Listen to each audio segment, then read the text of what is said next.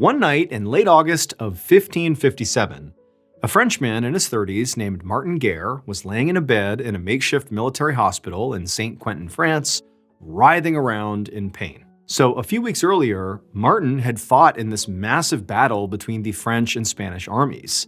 And it had been this just horrible, bloody, violent battle. And during it, Martin had been wounded very severely. In fact, he had lost his leg. Now, this injury was obviously just devastating and very painful, but Martin also knew he was just lucky to be alive here. The doctors who had treated him at one point had seemed certain that he was going to die. So Martin and his doctors were all very surprised when he didn't die and he pulled through and survived. And Martin knew that a lot of his comrades who'd already left St. Quentin by this point and moved on with the army or gone back home, they very likely thought that he had died, given how bad it looked. But he was alive and in a lot of pain. And really more than that, he was just sort of devastated. I mean, he was incredibly lonely. All of his army mates had basically left the hospital or just moved on with their careers or they'd gone home. And he was still here, unable to leave the hospital. And he has this injury too. He hasn't really gotten used to life without the use of his leg. And so his whole world has come crashing down. He's sort of by himself. All he has is the few army doctors who periodically come over and check on him. But beyond those people, he was just isolated and sort of trapped with these awful thoughts in his head 24/7. And eventually, these spiraling thoughts became really like the worst thing he was dealing with. They surpassed the actual physical pain he was dealing with. It was just this incredible depression that had set in. So Martin, he had grown up in this small rural village in southern France called Artigas. And he had gotten married at a very young age to a woman named Bertrande, and they had loved each other very much, and they had a son together. However, Martin had sort of completely messed up his life when he stole some grain from his father and had to literally flee town.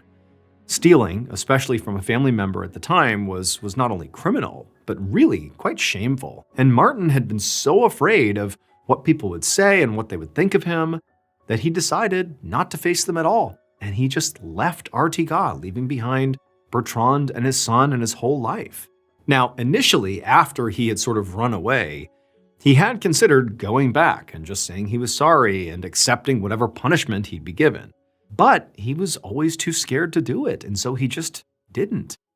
And then before long, he got caught up in this war, and then years had passed by. It's like he's basically just gone. He's been removed from Bertrande and his son's life. He's just out of their lives. He's left them.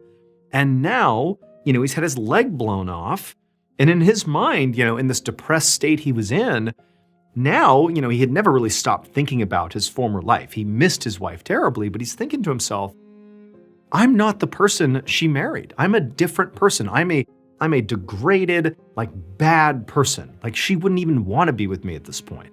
And then beyond Bertrande and his son, and how they would look at him, he also was thinking that he was this thief, this shameful person that the rest of the village would not welcome back. So in his mind, he really felt not just isolated in this hospital, with no army mates nearby, stuck because of this injury, but he's also thinking, I don't even have a place in the world. I have nothing. My life is ruined. And so as Martin lay in the hospital bed, having these horrible thoughts and feeling all this physical pain in his leg, just having this horrible time, he found his mind wandering to somebody else in his life that had been very important to him, his friend Arnaud. He just wished if there was one person that he could talk to right now, it would be him. So Arnaud was a fellow soldier, and before this really horrible battle where Martin lost his leg, the two had been great friends and they bonded because they had a lot in common. They were both from small towns in the south of France, and they even looked the same, they could pass as brothers. So they'd gotten really close and they talked about their lives and they shared a lot with one another. But like everyone else in the military that Martin had been friendly with or just worked with, Arnaud had, moved on. He was no longer here. He had gone somewhere else, wherever the army sent him. And so Arnaud was just yet another person in his life who he wished he could spend more time with, but knew he wouldn't.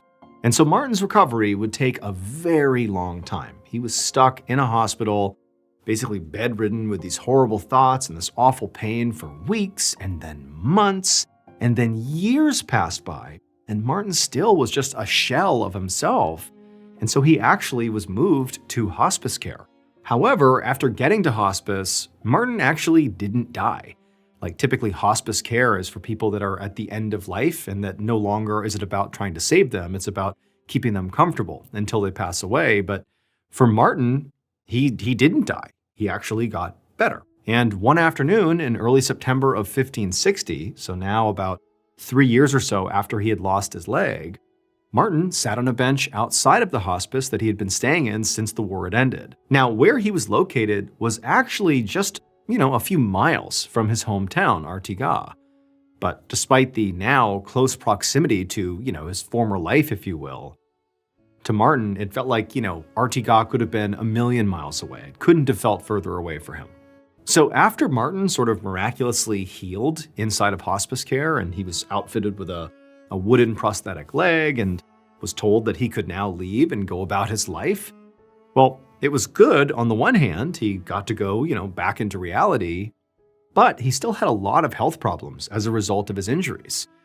And, given this treacherous stretch of time where he had just been like stuck in bed having these horrible thoughts, he had completely convinced himself that truly he was like a shell of the man he used to be, and that nobody from his previous life would want him. Not his wife, not his son, not anybody. Like he was nothing now. And so even though Martin was like better at this point, in his mind, he sort of had resigned himself to simply wasting away and dying all alone. He just figured, even though the doctors say I'm better, that's the path I'm on, and I'm not going to change it. But now, as Martin sat outside on this bench, he heard a voice.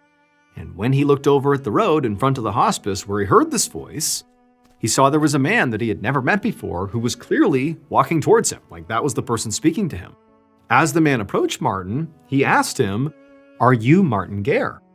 And when Martin slowly nodded, saying, "Yes, I am," this man's face lit up, and he explained that he'd been looking all over for him. He said he'd been sent here on behalf of Martin's family back in Artigas, and he wanted to bring Martin back to them. When Martin heard this, he couldn't believe it. I mean, he really was so convinced that he was just destined for a life of shame and agony until he died.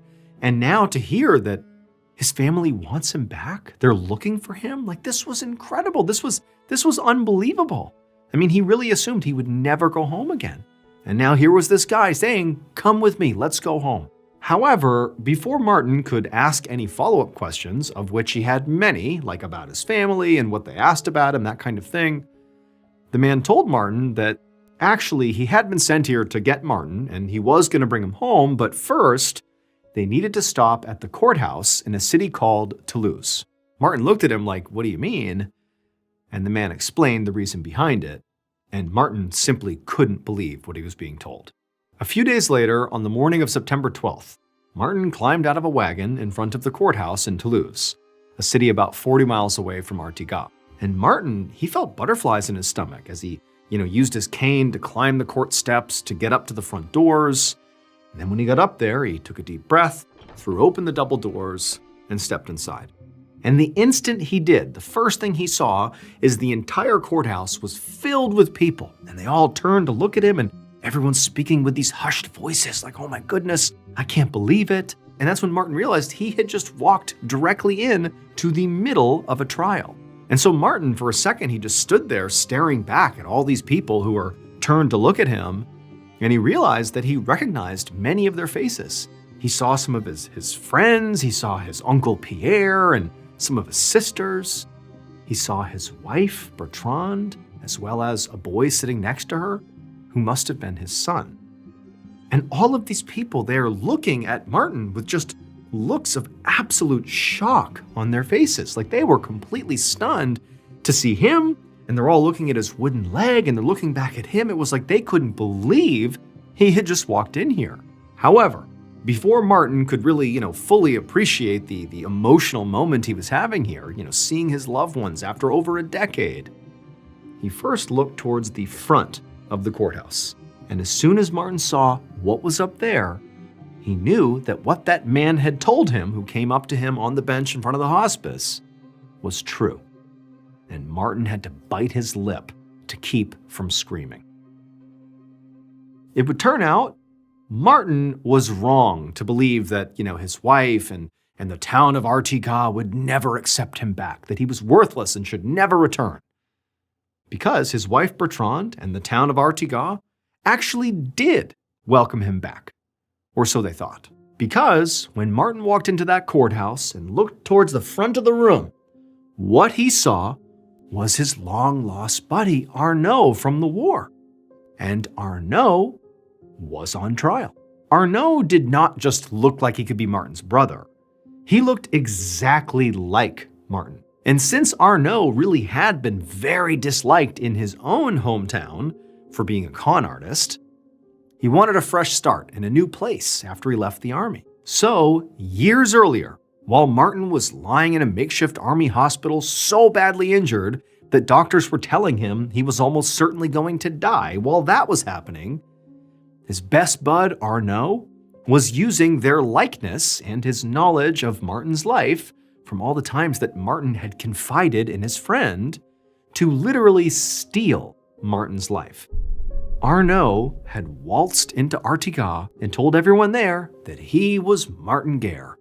And the entire town not only believed him, they celebrated his return. Arnaud was actually so convincing that even Bertrande had believed Arnaud was her husband, and she had gone on to have 2 additional children with him, believing this was Martin. However, one person, Martin's uncle, Pierre, he just didn't buy it. He thought this guy was a fake. He thought he was an imposter, and he took him to court for fraud. And that trial was why the man had tracked Martin down at the hospice and brought him to Toulouse to help prove to everyone there that, look, Arnaud's an imposter because here's the real Martin. And of course, it worked, because when Martin stepped into that courtroom and his own family laid eyes on him, the actual Martin Guerre, they realized right away that Arnaud truly was a fake. Arnaud was ultimately sentenced to death and hanged in front of Martin's house in Artigas while the entire village watched. As for Bertrande, Martin's wife, she was horrified to learn that she had not recognized her own husband and that she had had 2 kids with a stranger. She begged Martin to forgive her, but he never did.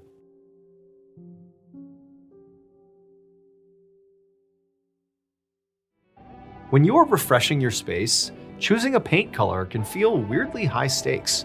Will that seafoam green that you loved online look more like split pea soup on your walls? Luckily, Sherwin-Williams takes the guesswork out of finding the perfect paint color. With 3 easy ways to sample, you can choose color with confidence, testing shades in your actual space before making the final call. Order color chips, peel and stick, or color-to-go paint samples at swsamples.com or visit your neighborhood Sherwin-Williams store to get started today.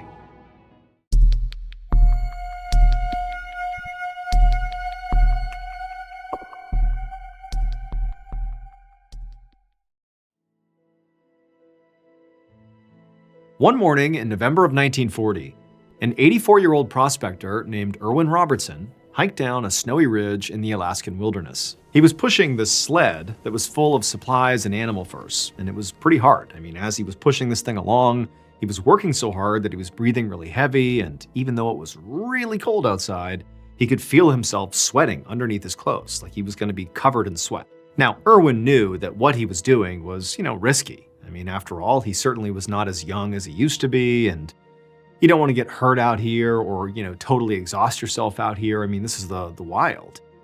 But Erwin was not about to slow down because he could just not wait to get home. So Erwin had come to this area about 40 years earlier as part of the big Alaskan gold rush. And so, like basically every other prospector, he spent every summer and every fall at a cabin up in the mountains, predominantly hunting and mining. But his real home, where he really considered where he lived, was in the pioneer town of Eagle, Alaska, where he lived during the winter and the spring. And that is where Erwin was headed this morning. He had just wrapped up a very successful fall season up in the mountains, and he'd actually intended on staying in the cabin up in the mountains a bit longer. But a few days ago, the temperature had suddenly dropped, and Erwin did not have the supplies to wait out a winter storm up in that cabin. So he had packed up his things, told the handful of other prospectors in the area where he was going, and then he set out for Eagle. Now, this was a 100-mile trek to get to his home in Eagle, and it was through some very rough terrain, and also he's in Alaska, so this is like a very rough area to be navigating.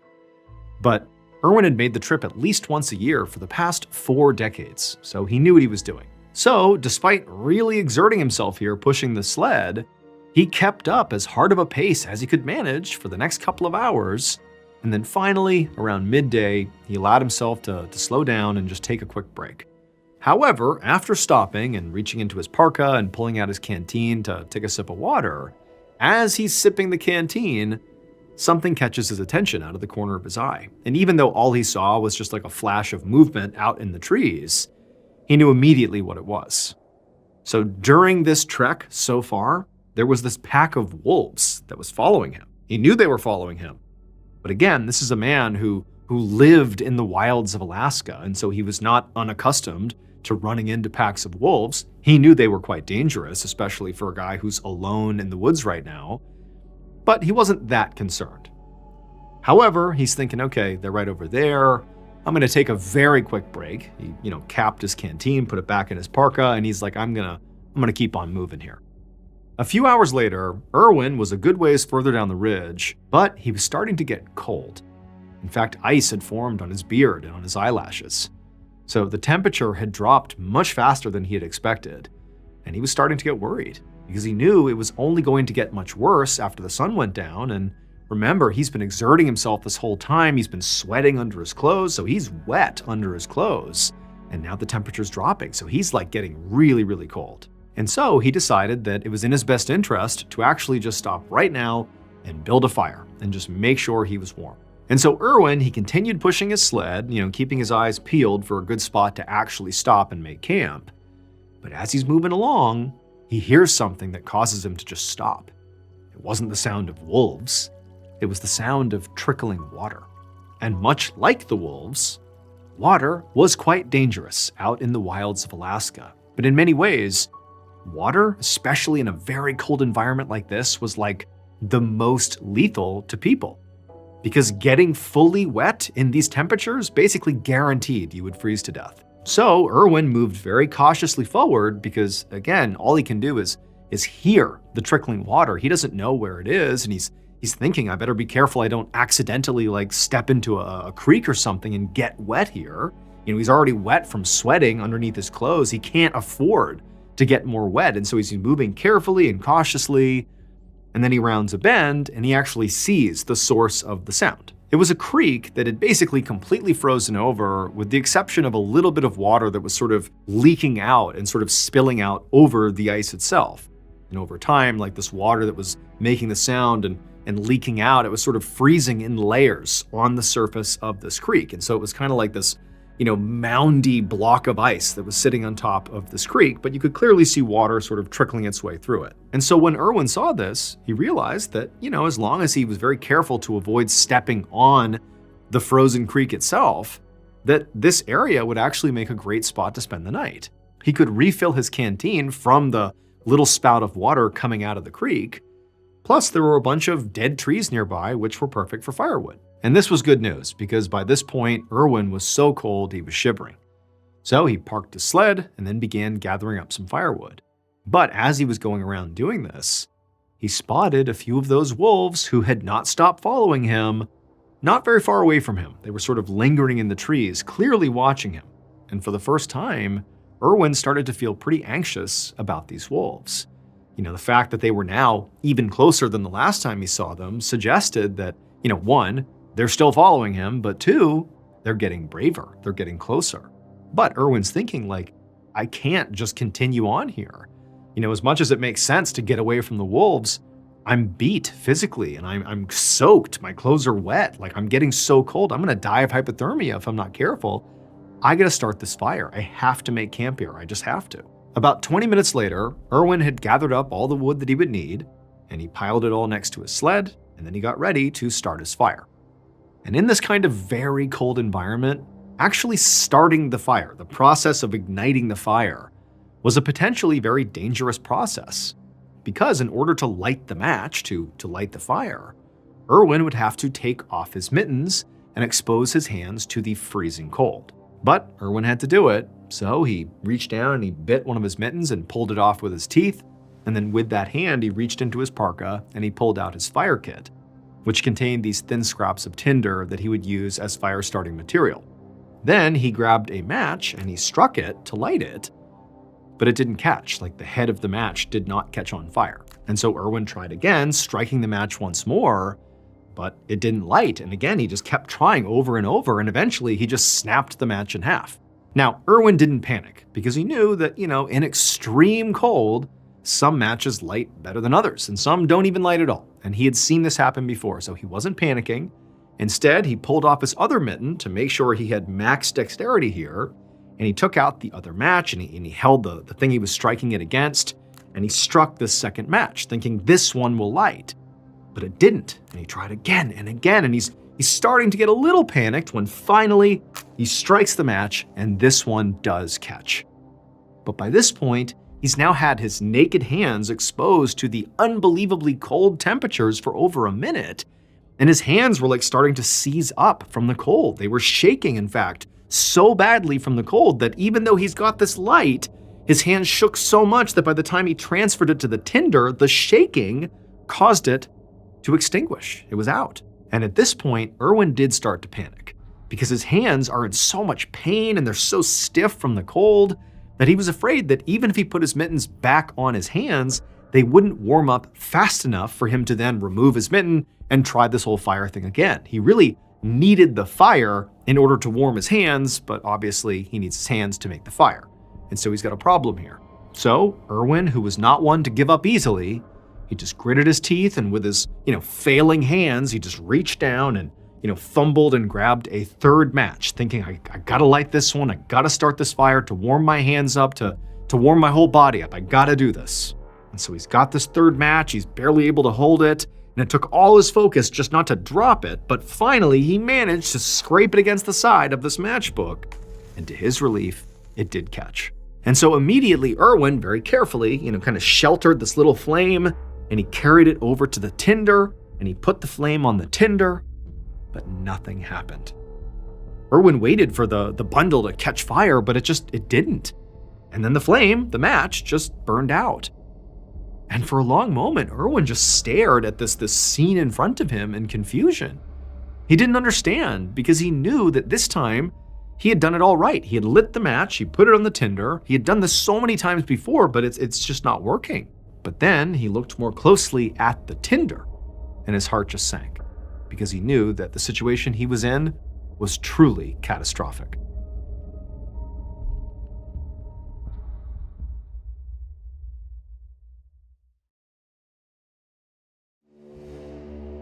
Several days later, there were some people living in Eagle, Alaska, who noticed that Irwin was not in Eagle. He had not arrived. And it didn't make any sense because he had told people when he would be there, and there was no reason he would be late unless something happened. And so these folks were just concerned enough that they went to authorities, and by November 19th, which is almost exactly a week after Irwin had struggled to light that fire, the U.S. Marshal's Office was out in force looking for Irwin. And so on November 19th, a deputy from the U.S. Marshal's Office who was out in the wilderness, a part of this search, he and his team came through these trees and he saw this clearing up ahead, and he noticed there was something in the middle of it. It was a sled that was surrounded by supplies, and it was set up on the bank of a frozen creek. And so immediately the deputy thought, this could be Irwin's sled. He could be nearby. And so he and his men, they rush down to this sled and they look around and they see there's a rifle propped up against a tree, and there's this stack of unused firewood, and there's all this tinder and a bunch of matches that are strewn about on the ground that also don't appear to have been used. But beyond these supplies and these things they're seeing, there was nothing else. Irwin was not here. However, the longer the deputy stood there just looking around, the more he realized what actually must have happened to Irwin. Because after sort of doing an initial scan, he realized there was something else in this clearing that he hadn't noticed at first: wolf tracks. The deputy told his men that, very likely Irwin has been killed and carried off by wolves here, so follow these tracks and see if we can recover Irwin's body. And so the search party set out to go look. However, pretty quickly, they realized that, as they're following these tracks, that something just seemed off here. It seemed obvious given that Irwin had not shown up yet. He's been found, his stuff's all here, he's not here, and there's these tracks here. It seemed obvious that he must have been killed by wolves, but they don't see any blood anywhere. Like, wouldn't he have been attacked by his stuff? And there'd be signs of an attack, and then he's been dragged off. There should be a trail of blood or something. Any indication that a struggle happened, but no, it was just tracks, nothing else. And so eventually, as the deputy and his men are just following these tracks sort of farther and farther away from the sled and what they had found near the creek, they stopped and they're like, hold on a minute, something doesn't add up here. Let's go back and take another look at the actual site where the sled was. Because again, there's no evidence of an actual wolf attack. There's just evidence of wolves. And so they turn around and they follow the wolf tracks back to where the sled is. And they start looking around more closely for, maybe there is some sign of a wolf attack that they missed.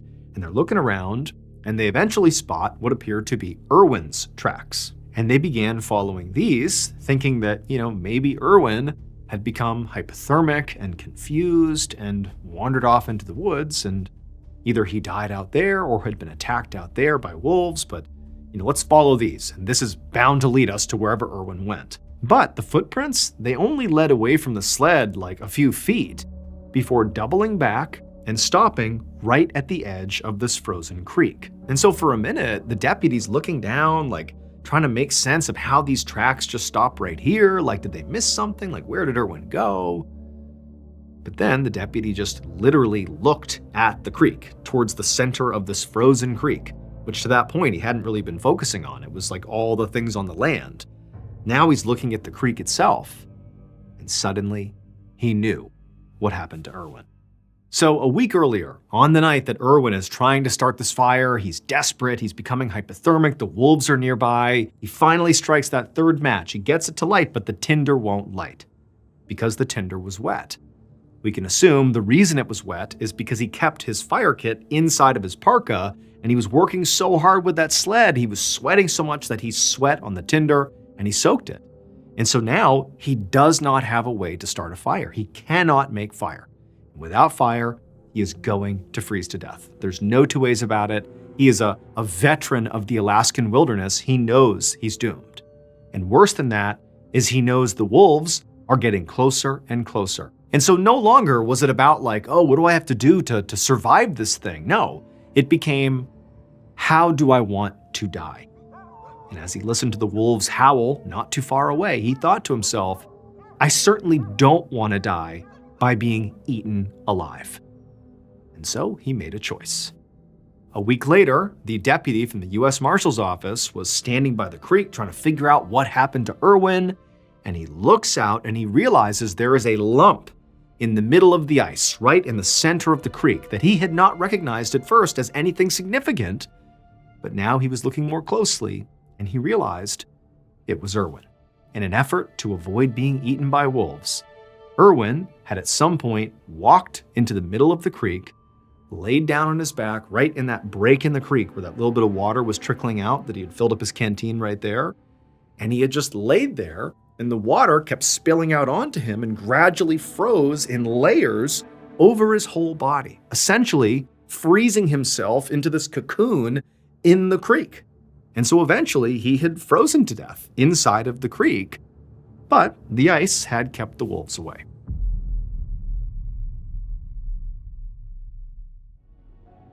Thank you so much for watching today's episode. Let me know what you thought of it in the comments below.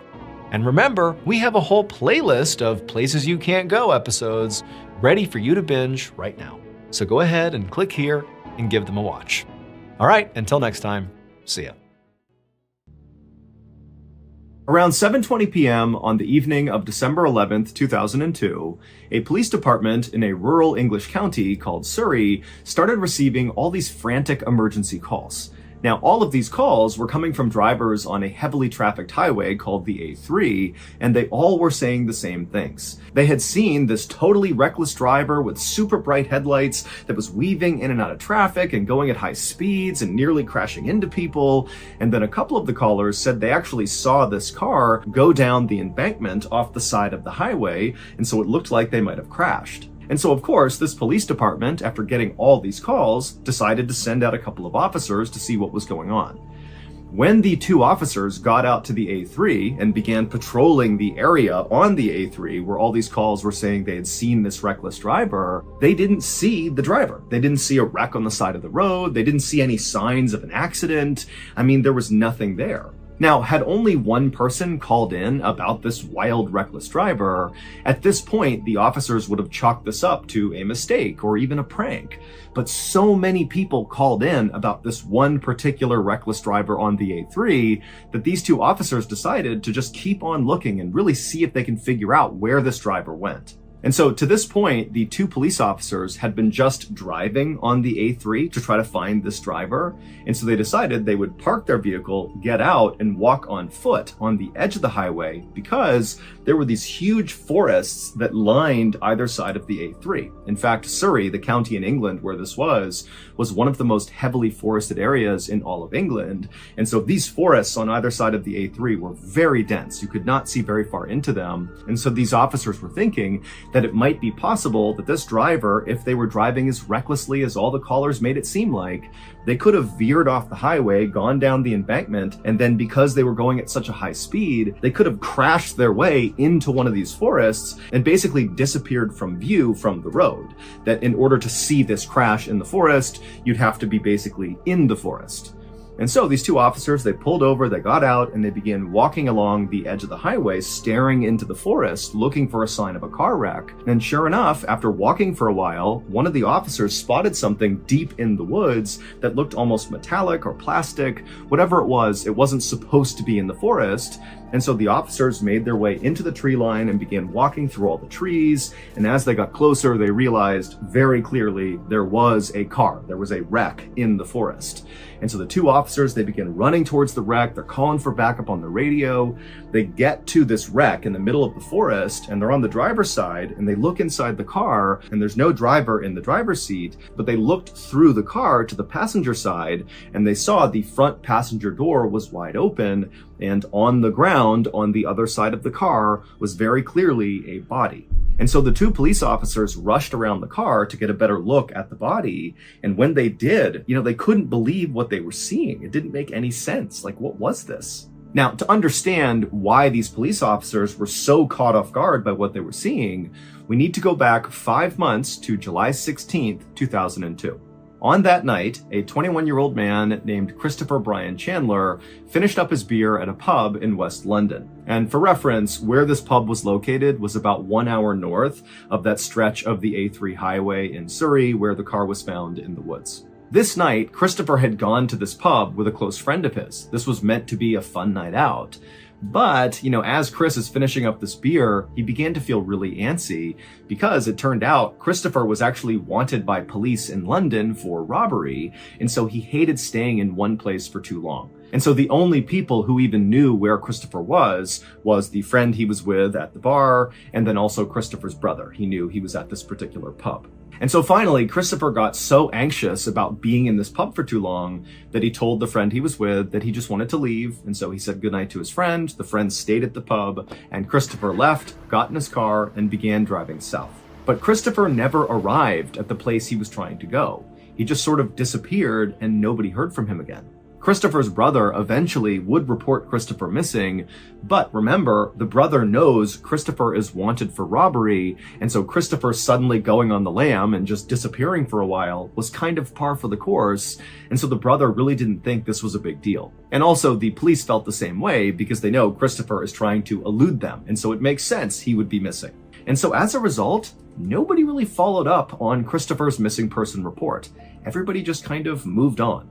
That is, until 5 months later, when all those drivers began calling into the police in Surrey about seeing this totally reckless driver careening down the A3, who eventually crashed into a ditch. And then those two officers, they went out to that stretch of A3, and sure enough, it was Christopher's car, and the body on the ground was Christopher.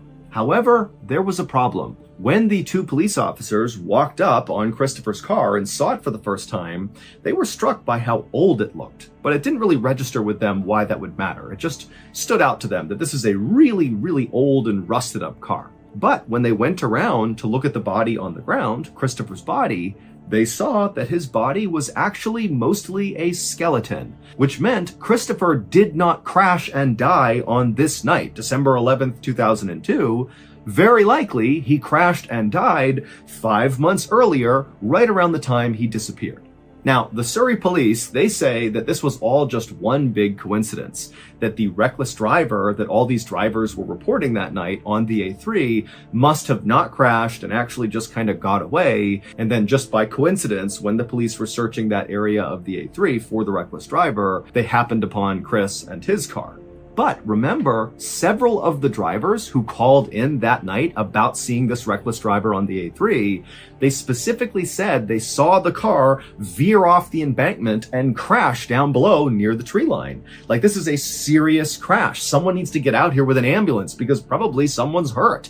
And then when the police got out and searched the exact area where this crash supposedly happened, they find Chris's car that had all the hallmarks of a car that was driving recklessly on the A3 that veered off and crashed into the woods. I mean, they found Chris and his car because of these calls, but it could not have been Chris. But what other car could it have been? As of today, we do not have a good explanation for how this happened, and so it's been dubbed the A3 ghost crash.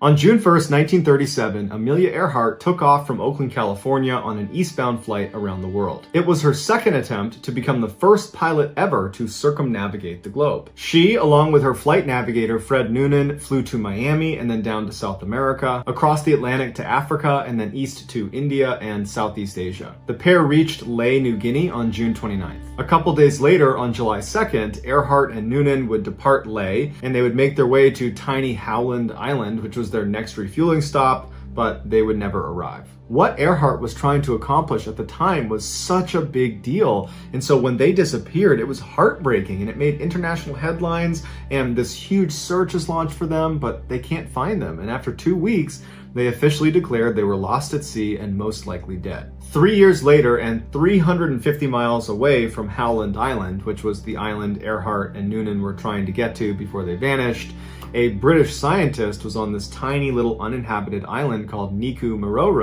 and they made a startling discovery. He found an incomplete skeleton next to what looked like the remains of a campfire, and their skeleton was kind of torn all over the place, like they had been ripped limb from limb. Because of Niku proximity to Howland Island, everybody speculated that this has got to be the body of either Amelia Earhart or Noonan. The bones were sent to 2 doctors in Fiji, and they unfortunately said, no, this isn't Earhart or Noonan, this is somebody else. So those bones were ultimately disposed of because no one could claim them or knew who they were, and everybody just kind of forgot about it until 2017, when a forensic anthropologist decided to manually re-examine the measurements of the bones that were taken off of Niku Island and compare them to real measurements of Amelia Earhart.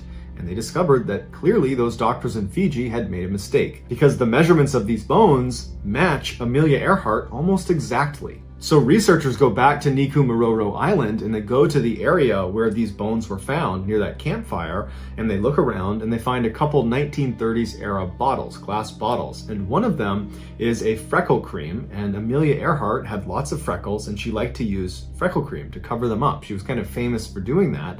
And so they found that freckle cream on this island near bones that look like they belong to Amelia Earhart. So while some scientists are putting their energy into confirming that yes, those bones were Amelia Earhart. We don't have the bones, but we can show you with the measurements and the freckle cream. And there's another picture that apparently shows the landing gear of her plane off of Niku Island. So there's some people that are working on that angle. And there's another group of scientists and researchers that are saying, okay, let's assume that that really was Amelia Earhart. Let's figure out what happened to her once she got to Niku Island. And the leading theory is horrifying. Although Niku Island is uninhabited by people, it is inhabited by one of the scariest creatures on the planet, the coconut crab. They're 3 feet long, they can carry at least 6 times their body weight, and they use their pincers that are as strong as a lion's jaw to rip open coconuts, which is their main source of food. But coconuts are not the only thing they eat. They'll also eat pigs, they'll eat each other, they'll even eat themselves. And they're prolific climbers because they need to get up to get to the coconuts. But in some parts of the world, they use their climbing ability to climb up and grab birds and break their wings with their pincers and then drag them into their underground burrows where they will eat them too. The few researchers and scientists that have gone out to Nigh Island have said at night, thousands of these crabs will emerge from their underground burrows and they'll go looking for food. And they have a really keen sense of smell and they can smell blood. So when one of the crabs goes up and grabs a bird and starts ripping it apart, the thousands of others will come charging over and swarm the bird because they've smelled the blood, and they'll rip it to pieces and they'll all try to get in on the action. And so the theory goes, Earhart and Noonan are making their way to Howland Island. They get off track somehow and they wind up crash landing 350 miles away on Nigh Island on one of the reefs. Noonan probably dies on impact, and Earhart, who's badly wounded and probably bleeding, she gets onto the island and she makes her way up to that area where that campfire was found. And for some amount of time, Earhart is able to survive off of whatever she had on her in those glass bottles, but in her weakened state and bleeding, at some point she probably attracted the coconut crabs who one night came out and swarmed her, ripped her to pieces, and ate her. Today, Nigh Island is only inhabited by the coconut crabs and it's protected land under the Republic of Kiribati. And so if you want to go, you have to get express permission from the Republic of Kiribati, and they send someone to go with you. And there's no airport on the island, so you have to land on a separate island and then ride to Nigh on a boat. But you have to pass through Cyclone Alley, which means you can only travel there at certain parts of the year, and even then it's incredibly dangerous.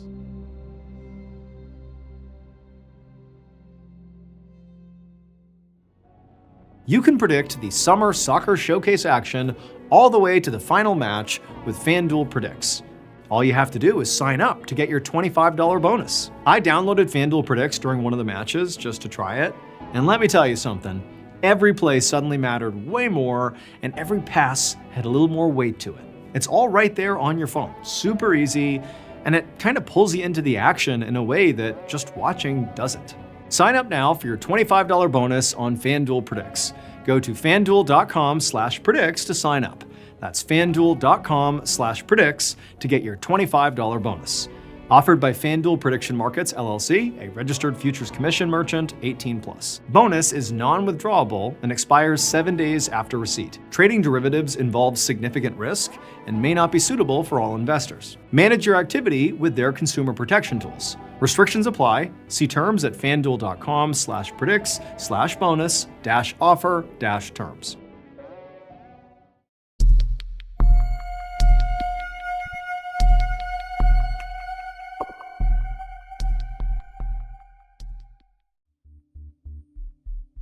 At around 5 o'clock in the evening on June 25th, 1999, a man named Ricky McCormick stumbled into an emergency room in St. Louis, Missouri, with his hand over his chest, complaining that he couldn't breathe. He said he had asthma, and earlier that day he had been cutting the grass, and so maybe that had caused a flare-up. But either way, here he was in a lot of discomfort saying, I need help. Ricky was 41 years old, and for his whole life, he had had heart and lung problems, and so him arriving in this state in the ER was actually not all that uncommon for him. And so this hospital did what they did with anyone who came in complaining that they couldn't breathe.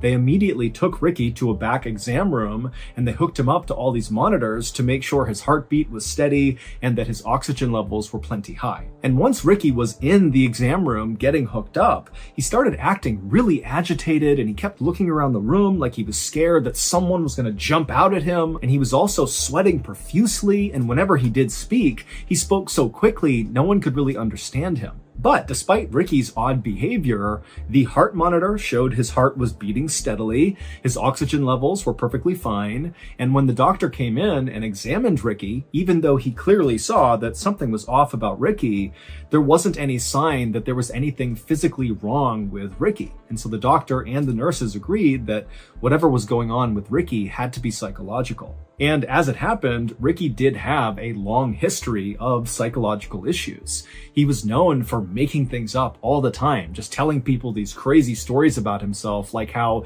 he was this talented singer and he was about to go on tour, or that he was actually a prince, or that he was studying to be a doctor. I mean, things that nobody thought was true, but Ricky would say as if this is just common knowledge. This is who I am. And so Ricky's family for the longest time had just assumed that Ricky was either bipolar or maybe schizophrenic. Those are both serious mental health disorders that totally disrupt normal thinking. But Ricky, despite being encouraged by his friends and family to go get help, never got help for any of his psychological issues. And so Ricky's life had kind of gone off the rails. He had dropped out of high school and not gone back to any sort of schooling, and he had spent some time in jail. Now, Ricky was living in a low-income, very dangerous part of St. Louis, which is a big Midwestern city on the Mississippi River that in 1999 had a very serious issue with gang violence. Ricky absolutely hated it there, but he had no way to actually leave St. Louis.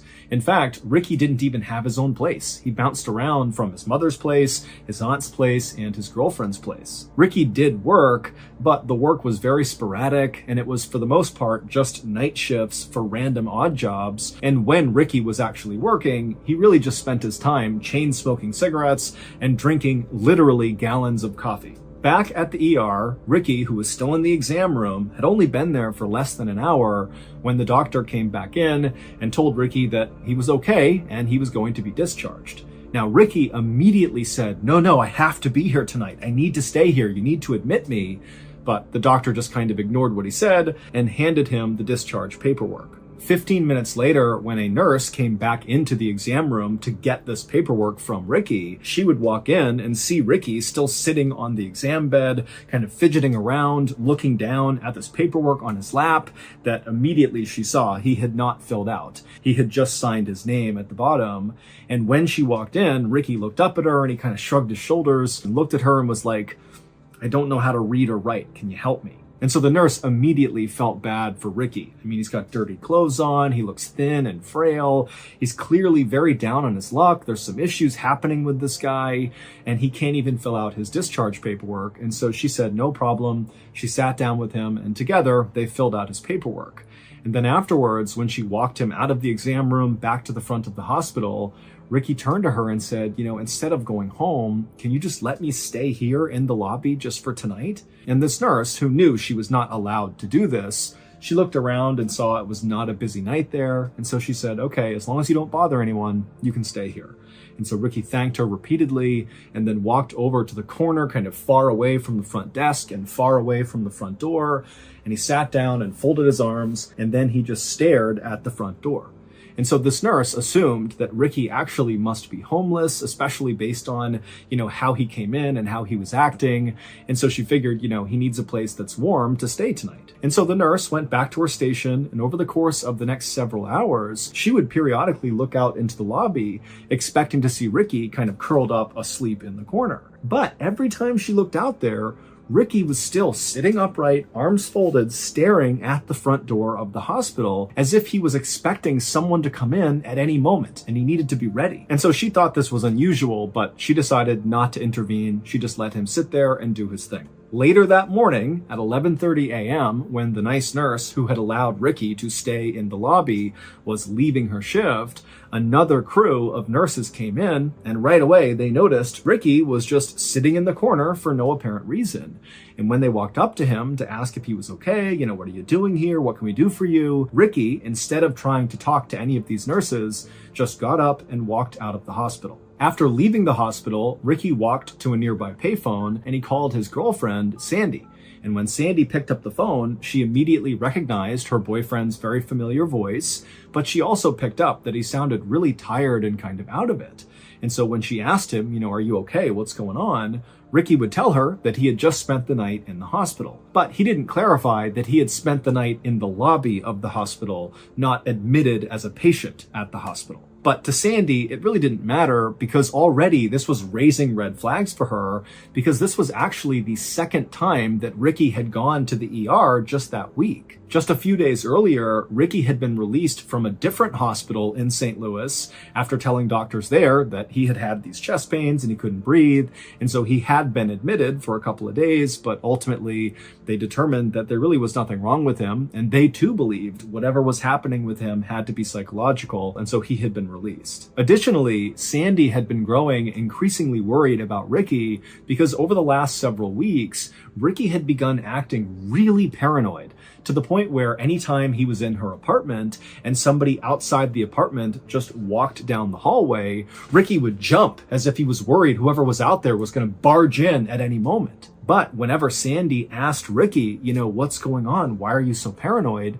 He refused to elaborate. So, feeling very concerned about Ricky, on this phone call, Sandy would say to Ricky, please come to my apartment and let me take care of you. If you're not feeling well, I'll make you feel better. Just please come to my apartment right now. But Ricky said no, he did not want to go to Sandy's apartment.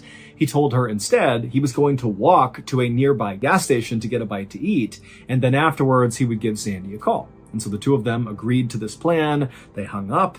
But then Ricky did not call Sandy later. A worker at the gas station where Ricky said he was going would later tell authorities that Ricky did come into the gas station and he got a hot dog on that day, the 26th. And then the next day, this same worker said, yep, we saw Ricky again on the 27th. He came in here, he got a bite to eat, and then he left. But after that, nobody saw Ricky. Not his aunt, not his mom, not his girlfriend. He didn't show up in any other emergency rooms in Missouri. He just disappeared. On June 30th, so 3 days after Ricky was last seen at this gas station, a woman was driving her car 20 miles north of St. Louis on this highway when she looked out into this cornfield that butted up against the highway, and she saw kind of in the middle of it was this dark shape that looked totally out of place.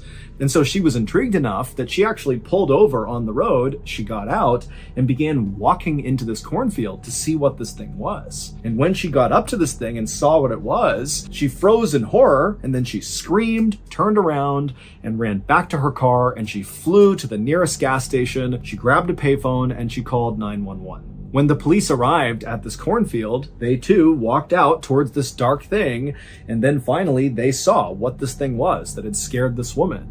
It was a dead person who was lying face down. Their body was very badly decomposed, and in fact, their body was just kind of falling apart, like the fingers of this person's body had just kind of crumpled off of their hands. Now, based on what this person was wearing, they appeared to be male, but there was no way to tell how this person died or really how long they had been dead for. But despite the advanced decomposition, authorities were able to get a good fingerprint, and it would turn out that this body belonged to Ricky McCormick. The day after Ricky's body was found, the police would come out and say they were treating his death as a homicide. This area along this highway in this cornfield was actually a fairly common place for murderers to dump their victims. And it was very unlikely that Ricky had gotten there by himself. He didn't have a car. In fact, he didn't even have a driver's license. There was no public transportation that could have brought him to this spot. And if Ricky had decided to walk to this area for some reason, it was a solid 15 miles from where he lived and worked. Also, Ricky's body was way too decomposed relative to when he had last been seen alive, just 3 days earlier. And so there was a theory that perhaps he was killed somewhere else and then kept indoors in heat, and that had accelerated his decomposition, and that at some point whoever had killed him had moved his body and dumped it in this cornfield. And so on that first day of the homicide investigation, July 1st, the police put 18 detectives, so a ton of detectives, on this case, and they also appealed to the public to come forward if you had any information about what could have happened to Ricky McCormick. But just a day later, on July 2nd, the police came out and made an announcement that, after looking at all the evidence and looking at Ricky's body again, it did not appear, in fact, that he had been murdered, but instead he must have died of natural causes. This is a guy that had lung and heart problems, and so that is likely what killed him. Case closed. And so after this announcement, all of the evidence in Ricky's case was bundled up, put into storage, and people just kind of forgot about it. 6 months later, the Federal Bureau of Investigation, the FBI, got a tip that involved Ricky McCormick.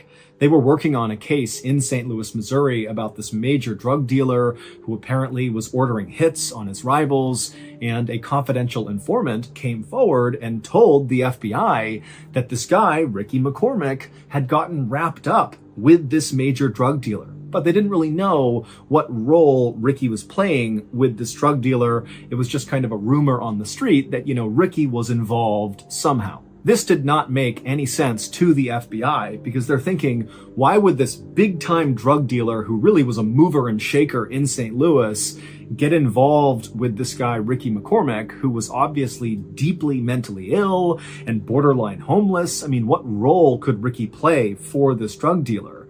But the FBI still did follow up on this tip because it was very credible. And when they spoke to the local police who had investigated Ricky's death, they got Ricky's file, which meant they got all of the evidence. And immediately the FBI realized the local police had overlooked a very strange piece of evidence found in Ricky's pocket. This strange evidence was quickly sent to FBI headquarters in Quantico, Virginia, and it landed on the desk of a forensic analyst named Dan Olson. Dan was relatively new to the FBI, but he was highly disciplined and very methodical. And so when he received this piece of evidence, he got to work right away trying to figure out what it was, what it meant in relationship to Ricky and this drug dealer. And, maybe does it answer the question of how these people are connected? But despite his best efforts in calling in the experts and using every computer program to analyze this evidence, he just could not figure out what it meant. At the same time that Dan was doing this, the big drug dealer who was the target of that big FBI investigation in St. Louis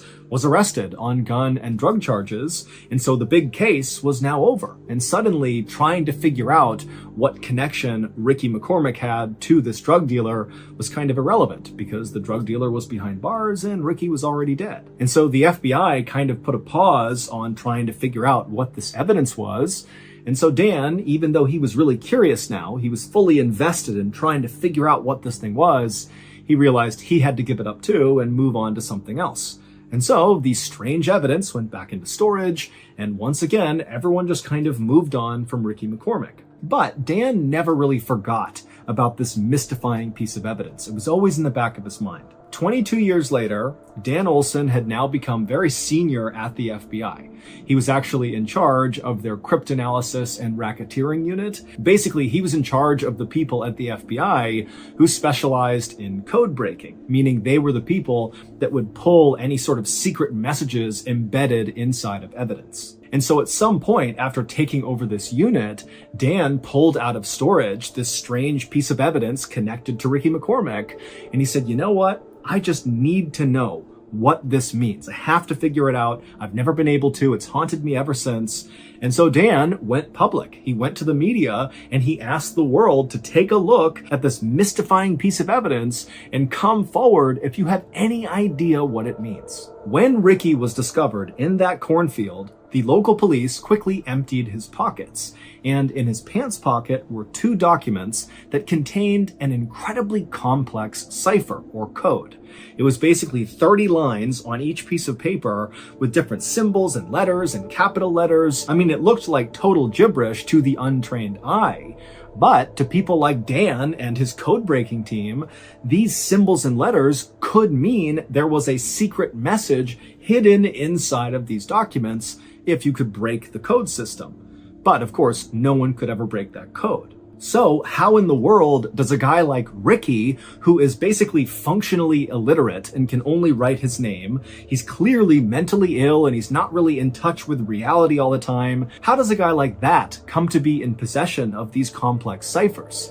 And if he didn't write these ciphers, because that's possible, maybe somebody else gave them to Ricky, well, why would anyone who came up with this very complex cipher entrust a guy like Ricky to be the one to carry these things things around. I mean, presumably they contain confidential information that's been very carefully hidden inside of the cipher. And so why give it to Ricky? He's such a liability. And also, what happened to Ricky in that cornfield? I mean, we don't even know how he got there. We don't know how he was killed. All we know is that he had these ciphers in his pocket when he was found.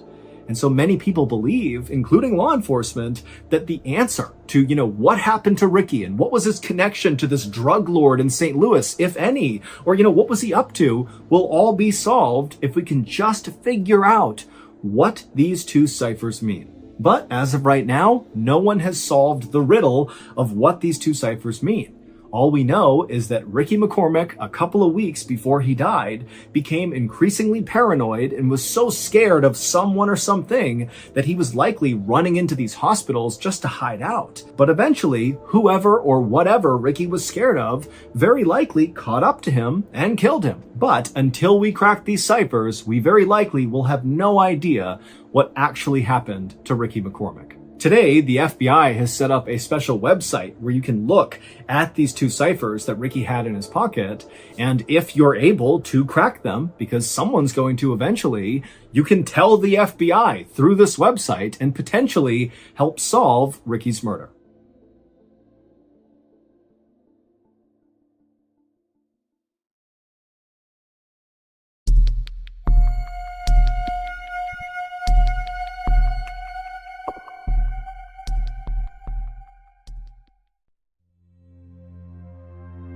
At 5 a.m. on September 30th, 2008, a 61-year-old man named Xian Tie-xiong finished getting dressed inside of the bedroom that he shared with his wife in the city of Beijing, China.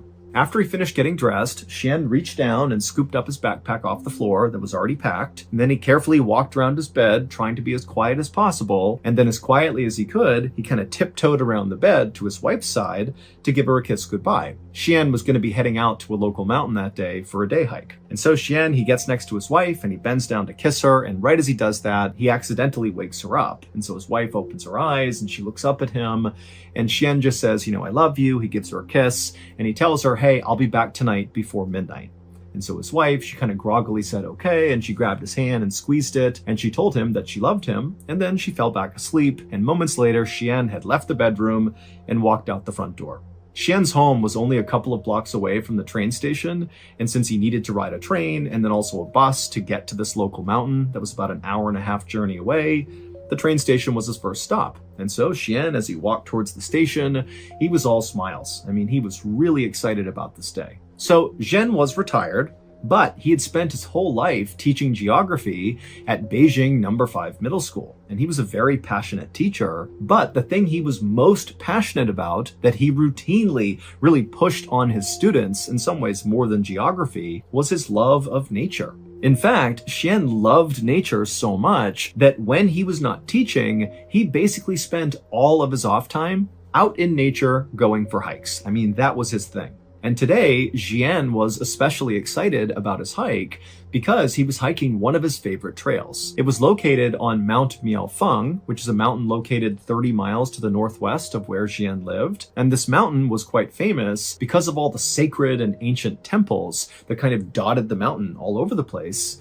And then also there were all these beautiful roses, like the flower, that would bloom all over the mountain in the summer. And so it's just this totally strikingly beautiful place. And normally Xian would actually hike up this trail and then actually camp out on Mount Miaofeng, mostly because on the summit, there was this incredible view of downtown Beijing. And at night, the view is like spectacular with the city all lit up. But on this particular day, Xian knew an overnight stay was not possible because he had to be back home by the next day because it was his mother's 90th birthday. And he was very close with his mother and he was not going to miss that. And so Xian eventually made it to the train station. He bought his ticket, he boarded his train, and then he sat down in a seat. And as soon as he did, he opened up his bag and pulled out a stack of papers. For this hike, Xian had packed himself some food and water inside of his backpack. He also packed a newspaper called the Beijing Youth Daily, and he brought along his diary. But his diary was a little bit unique. Zhen, because he loved nature so much and didn't like the idea of wasting anything, what he would do when he was a teacher at Beijing No. 5 Middle School, he would just take scrap paper and start writing on that. And he would compile all his scrap paper into these sort of diaries that he would keep. And so the reason he did that was primarily because he was so in love with nature, he hated the idea of wasting anything. And so Zhen passed the time on the train by writing in his diary, aka his stack of scrap paper, and also reading this newspaper. And Zhen knew he really needed to read the entire newspaper pretty quickly, because by the time he got to the mountain, he was going to do what he always did, which is he would bring a newspaper with him on a hike, and as he walked, he would take out a page periodically and tie it to a tree, kind of marking his way. That way, when he turned around and came back down, he would have his path marked, because Zhen did not always walk on a clearly marked trail, and so this was his way of not getting lost. And so Zhen would ride the train car, and then he would get off and he would board a bus, and then finally, right around 7 a.m., that bus would come to a stop in the tiny village of Changfang, which is located right at the base of Mount Miaofeng. And so Zhen grabbed his backpack, he hopped off the bus, and then began walking through the village towards the mountain. And then by about 7:20 a.m., so not long after Zhen had left the bus, he was almost up to Mount Miaofeng when he pulled out his cell phone and he called his cousin. It was a brief conversation, and all Zhen really wanted to do was just to make sure his cousin was going to be around the next day for Zhen's mother's birthday. And the cousin said he would, and so Zhen told him, okay, I'm going hiking today, and I will see you tomorrow. And then he hung up. And then, only a couple minutes later, Zhen disappeared into the beautiful forests of Mount Miaofeng. So Zhen's wife did not expect to hear from Zhen at any point that day, because she knew he would have terrible cell phone service up on the mountain. But she did expect her husband to be home on time. He had told her that morning before he left that he would be home that night before midnight. And if you knew Zhen, you knew this guy was never late. He said, I'm going to be someplace at a certain time, he would be there. So when 10 p.m. rolled around that night, and still Zhen was not back yet, and he had not called, Zhen's wife was actually not worried, because she was thinking, okay, well, it's 10, he'll be home in the next couple of hours, because he said he'd be here by midnight tonight, and he will be here tonight. And so she went to bed expecting to wake up and see Zhen in bed with her in the morning.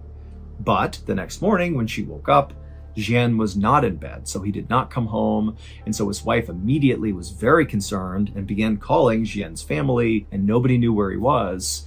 And so that day, the family went to the police, and they reported Zhen missing. The local police immediately organized a search for Zhen. However, they knew this was going to be a very challenging search. Mount Miaofeng is not some enormous mountain by any means. It's a decent-sized mountain, but, it's really known for having these paths that twist and turn all over the place, so it's pretty easy to get lost. And then also there's a whole bunch of sheer cliff faces kind of all over the place, so if you're not paying attention, you could literally just walk off a ledge. So in short, this is a dangerous and confusing place. And at the same time that this search was happening out on the mountain, the police were also in contact with Zhen's cell phone service provider to see if they could track down Zhen's cell phone, because obviously if they could find that, they might find Zhen too. But the only way a cell phone can be tracked is if the cell phone is on, because when it's on, it connects to the nearest cell phone tower, and that's how these service providers are able to tell where these phones are. They look to see which tower it's connected to. But when Zhen's cell phone service provider looked for his phone, they quickly determined his phone was off. So unless the phone came back on again, they would not be able to locate the phone. However, they were able to pull all of Zhen's cell phone signal history up until his phone was turned off. And what they found in this signal history is the day before, so the day Zhen went missing, his cell phone was on at 4 p.m. that evening, and he received a phone call at 4 p.m. And the service provider was able to see that when this phone call came in, Zhen's cell phone was not where they thought it would be. It was not high up Mount Miaofeng. It actually was near the base of the mountain. And when police reached out to the person who had called Zhen at 4 p.m., they discovered it was just a friend of Zhen's, and this friend said that Zhen said he was coming down the mountain now and he'd be home soon. So this new information did basically line up with what Jian had told his family he'd be doing that day, just a quick day hike. Although again, they kind of expected it to be a little bit longer. It seemed a little odd he'd be down the mountain by 4 p.m., but still, this basically lined up with what they thought he was doing. However, this new information did not help explain what happened to Jian. Like, why was he missing? The expectation was he must have gotten lost or hurt or something up on this mountain. Maybe he's stranded somewhere and can't go anywhere. But now, based on this phone call, it sounded an awful lot like Jian was not even on the mountain when he disappeared. So where was he? Police had already checked all the bus stations and train stations in the area, to see if maybe Jian took a different way home or something. But when they went to all these different stations, there was no evidence that Jian had been to any of them. And there was another problem. Members of Jian's family told the police about Jian's habit of tying newspapers to trees to mark his trail as he hiked. And the family told the police that Jian did this every single time he hiked. And his wife told the police that for sure she knew her husband had brought along a copy of that newspaper. So by all expectations, there should be markers up on that mountain, literally leading searchers to wherever Jian went. But after an entire day of searching Mount Miaofeng, they didn't find a single newspaper anywhere. For the next several days, this big search for Jian continued, but nothing was found. That is, until October 7th, so 1 week after Jian had vanished. On that day, Jian's cell phone service provider noticed that Jian's cell phone had suddenly turned back on. And the phone was not on or near Mount Miaofeng. Instead, it was located 36 miles away from the mountain at a train station called Beijing West Railway Station. Now, the cell phone was only on for a couple of seconds, but it was on long enough for the provider to confirm that it really was in that location. And so the police immediately dispatched a team to go to Beijing West Railway Station and see if they could find Jian. But when they got there, Jian was not there. His phone was not there. They looked at all the security footage. There was no sign of Jian. They searched the surrounding areas. Nothing. And on this day, at basically the same time that police are at this railway station trying to make sense of, what's going on with the cell phone, a villager from Chanfang village, which is that little village that sits at the base of Mount Miaofeng, came forward with a very strange story. He said on the day that Jian disappeared, this villager was at his little shop. He sold walnuts to hikers that were making their way towards Mount Miaofeng. It was basically like snacks for the hike. And he sees this guy walking up through the village towards the mountain, and he looked exactly like Jian, because now Jian's face was on the news and this villager had seen it, and so he felt like he had seen Jian. And so this villager said, this guy who looked exactly like Jian, he walked up and actually stopped at this villager's shop to buy some walnuts. And this villager and this man who looked like Jian, they just chatted for a few minutes. And at some point, this guy who looked like Jian, asked the villager, hey, these are great, but where else can I buy walnuts? I want to buy other types of walnuts and bring them back to my family. And so this villager was like, oh yeah, well, the best walnuts in all of Beijing are actually located about 30 miles away at the base of another mountain. It's called Tietua Mountain, and there are vendors over there who sell the best walnuts. So that's your answer right over there. And then after the villager said this guy who looked just like Jian, it's like everything changed for him. It's like his expression changed, his tone changed. It's like he's been given this information that's changed his life, about these walnuts. And he says to the villager, okay, I'm going to go there right now.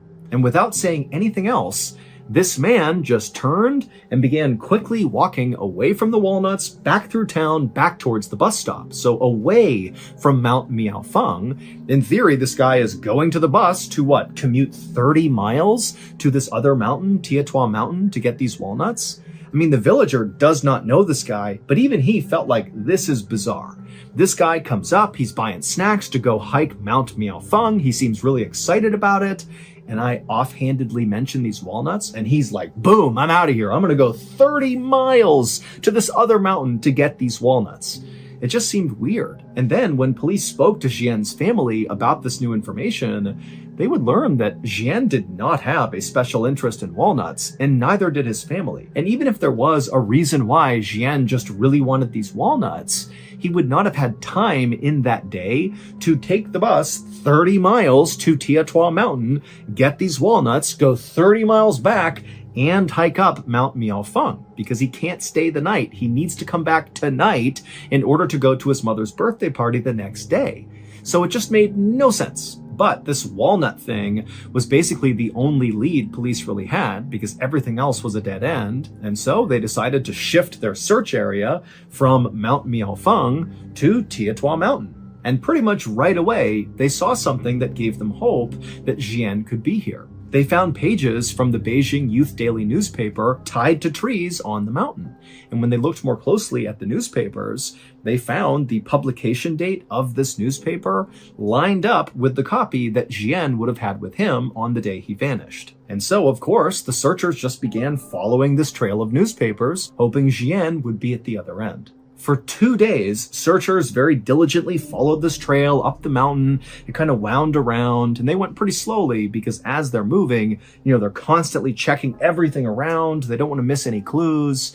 But finally, after 2 days of following this trail, they eventually found something. The newspapers led them to a campsite. Now, the campsite was abandoned, but there was a bed of hay, there was some used water bottles, and some toilet paper. And so just from the looks of it, this campsite looked relatively active, like somebody had been staying here recently for at least a day or two. And so it seemed pretty likely, based on everything else, that this was Jian's campsite. And pretty quickly, after searching the campsite, they found something that virtually guaranteed that this was his campsite. Authorities found this plastic bag that was sitting next to the bed, and inside of the bag was a piece of scrap paper from Beijing No. 5 Middle School. And on this scrap paper was a note. And the note said Jian had indeed hiked up Tiatua Mountain on September 30th. This would have been the day that he left, so the day he disappeared. And then on his way down, he said he got lost and was forced to spend the night out here. And so that explained the campsite. And then on October 1st, so that would have been the day after he spent the night out here, he said he was going to attempt to follow the ridge line down the mountain to a nearby village to safety. And this note ended with the phrase, "Leaving this note here just in case. Love to everyone who passes by." Now, at first glance, this note was like amazing news, because suddenly it seemed totally possible that Jian was just fine. I mean, the way the note was written, it sounded like he was at least healthy and safe, albeit I'm sure he was not happy to be stuck up on a mountain, but, he loved being in nature, and so he seemed okay. And then he had a reasonable plan for how he was going to get out of there, follow the ridgeline, go down to a village, go to safety. But as the police analyzed this note, they noticed that some things were off about it. First of all, this note basically directly contradicts other facts of this case. Remember, cell phone records prove Jian got a phone call at 4 p.m. on the day he went missing from his friend, and his friend would report that Jian told him that he was coming down Mount Miaofeng and he'd be home soon. But according to the note they found, that was not possible, because the note said Jian at 4 p.m. on September 30th, the day he went missing, he would have been on Tiatua Mountain, either hiking up or being in the process of getting lost and, ultimately making that campsite where he camped out for at least one night. And so in addition to this factual discrepancy with this note, another issue with the note was just the way it was written. Now, Jian's wife had a chance to look at the note, and she would say, "That is my husband's handwriting." But the note contained a bunch of very strange language choices that just didn't make sense for Jian to be using. For example, this note, which really should have been a first-person point of view, Jian has gotten lost, he's by himself, he's writing to the world, kind of letting somebody know what's going on with him, and so it really should have been written in the first person. "My name is Jian, I am lost, here's what I'm doing." But the note was written in the third person. Jian got lost on the mountain, and so he is going to camp out for the night, and tomorrow he's going to make his way out to safety. But despite being written in the third person, it did sound like somebody was talking about themselves. It did not feel like somebody else was attempting to document what Jian was doing. But by far, the weirdest part of this note was the tone shift that happened about halfway through. So the first half of this letter was written, albeit in the third person, but it was grammatically correct and sort of formal, like you would expect from a very well-educated retired teacher. But once you get to that second half of the note, the grammar started being really awkward, and then the very final line, which says, "Love to everyone who passes by," that actually sounds totally awkward in Chinese. So "love to everyone who passes by" is the translation into English, and that basically makes sense to us. Like, that's not an awkward phrase. But if you put it back in Chinese, it's so awkward. It would be like if I tried to say to you, "I take the bus to work," but instead I said, "To work, take bus." Right? Like, I wouldn't say it that way, and it would immediately seem very awkward for anybody who knows me if I wrote or said something like that. And so this last line stood out so much that actually police and friends and family of Xian assumed he must have left that in there as like a secret message or a code, like a distress signal, especially when you consider the other weird factors around this note. But nobody could figure out what it meant. The day after this note was discovered, a searcher was up in the vicinity of Xian's campsite on Tietua Mountain, and they were walking around, kind of retracing their footsteps, looking for new places to search, when they turned a corner, and up ahead they noticed there was this tree kind of hanging out over this rocky cliff, and dangling from the tree was something gray that looked sort of out of place. And so the searcher, sensing this could be a clue of Xian's whereabouts, he yelled out for other searchers in the area that he had found something, and then he took off running towards this thing to see what it was. And when he got up to the tree, he looked up and he saw it was a pair of sweatpants that had clearly been intentionally tied to this branch in the tree. And so the searcher, he reached up and grabbed one of the pant legs and kind of tugged on it. And when he did, all these white things began falling out of the pants and landing on the ground. And when the searcher stopped and looked down to see what they were, he couldn't believe it. It was a whole pile of human bones. However, they were not Xian's. In fact, nobody ever figured out who these bones belonged to or why they were stuffed inside of pants and tied to a tree on this mountain. But the discovery of these bones would open up a whole new mystery, because after these bones were found, all the searchers came over and basically just began combing the area near these bones, and the police began uncovering body after body after body. They found 2 more sets of human bones stuffed into pants and tied to trees, and they found the other bodies at the foot of a cliff, and also inside of this well, and inside of this cave. And so in total, authorities found 10 sets of human remains in the vicinity near Xian's campsite, but none of the human remains belonged to Xian. Officials were only able to identify a few of the bodies, and they were not able to figure out how they died or whether or not foul play was involved. But the discovery of those bodies did mean one thing for Xian's case. It meant, all these people had previously gone up Tietua Mountain before Xian went up and vanished. And when these other people went up the mountain, clearly something horrible happened to them, and we don't know what it is. Is there a killer on the loose? Is there some animal or creature out there that's taken people out? I mean, we don't know. But what started to happen since Xian went missing and his story was all over the news in China is that all these other hikers who've been on Tietua Mountain before have begun sharing their experiences when they hiked up Tietua Mountain, and some of their stories about what they've seen on that mountain are horrifying. One person said they were walking up the mountain, they had their partner with them who was a little bit farther back the trail, and so they're kind of walking up on their own, and the first person, as they're walking up the trail, suddenly sees this guy just kind of come out of nowhere wielding an axe, and he walks up to this person, and all he says is, "Are you alone?" And the hiker's like, "No, my partner's back there, they're coming up here, what's going on?" But the axe man, he basically acted like he didn't even hear their answer, and he just asked it again, "Are you alone?" And the hiker was like, "No, my partner's back there." And the axe man again just said, "Are you alone? Are you alone? Are you alone?" And this axe person kept doing that until the hiker and their partner just turned and ran. And then another hiker shared a story about how they were walking up a trail on Tietua Mountain, and at some point they lifted their head up, and he saw a little ways up the trail, kind of off the trail, so in the tree line, were all these people, like this group of strangers, just standing there motionless, kind of half behind trees, like they were kind of trying to hide themselves, but also not. And they were just staring at this hiker, unmoving, not speaking, just staring. And so the hiker, they look up and they see this, and they were so unnerved so quickly that they just turned and left, and they have no idea who those people were. And so obviously we have no way of verifying these other hikers' stories about what they saw on Tiatua Mountain. But when you combine their testimony with Jian's story, it really makes you wonder, what's going on up there? The official search for Jian was called off at the end of October, so roughly 1 month after he vanished. But unofficially, the search for Jian continues to this day. However, they still have not found his body, and basically no real progress has been made.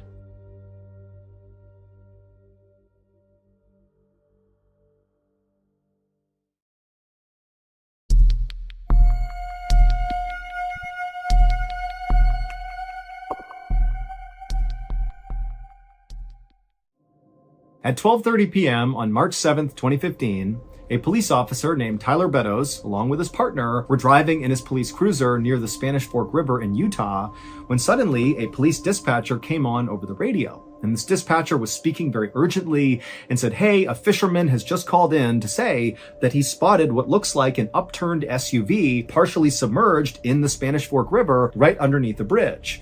And whoever is closest to this bridge, get over there and see if there's anybody inside the vehicle that can be saved." And so Officer Beddoes and his partner, they knew they were very near this bridge. And so immediately they banged a U-turn, they drove to the bridge, but from the road they looked down and couldn't see any SUV. But they saw there were some firefighters and paramedics that were also converging at the spot on the road, and everybody's getting out and running down to the riverbank. And so Beddoes and his partner did the same thing. They got out and they ran down, and then finally when they got to the riverbank and they saw underneath this bridge, sure enough, there was this red SUV upturned, partially submerged, and he noticed right away that none of the doors had been opened in this SUV, and so it meant whoever was driving this vehicle when it flipped over very likely was still inside. And so Officer Beddoes and his partner and the other first responders just jumped into this icy cold river and began making their way closer and closer to this upturned SUV, which again, it's not fully submerged. It's like a third of the way underwater. So if you were sitting in the seat inside of this vehicle and you were an adult, your head would basically be in the water if you were still strapped into the seat. And as they're making their way towards this SUV, when they got close enough, they began hearing a woman inside of the vehicle screaming, "Hey, we're in here! Come over here, help!" But when Officer Beddoes and the rest of the first responders actually reached the SUV, the water was so murky and it basically completely covered up the windows that they weren't really able to look into the vehicle. They could just hear this woman yelling, but that was it.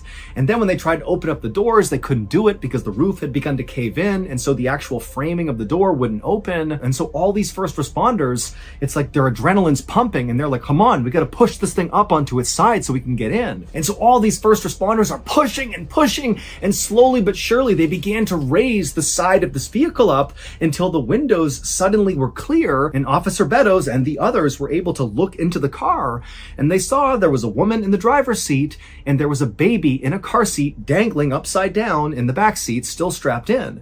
And so Beddoes began screaming, "There's a baby in here, there's a baby in here."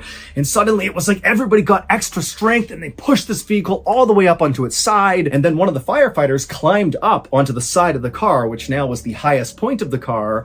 And he reached in and he clipped these straps holding the baby who had been upside down, dangling there, cut the straps and pulled the baby out and handed the baby over to Officer Beddoes. And then the firefighter began doing the same thing to get the woman out.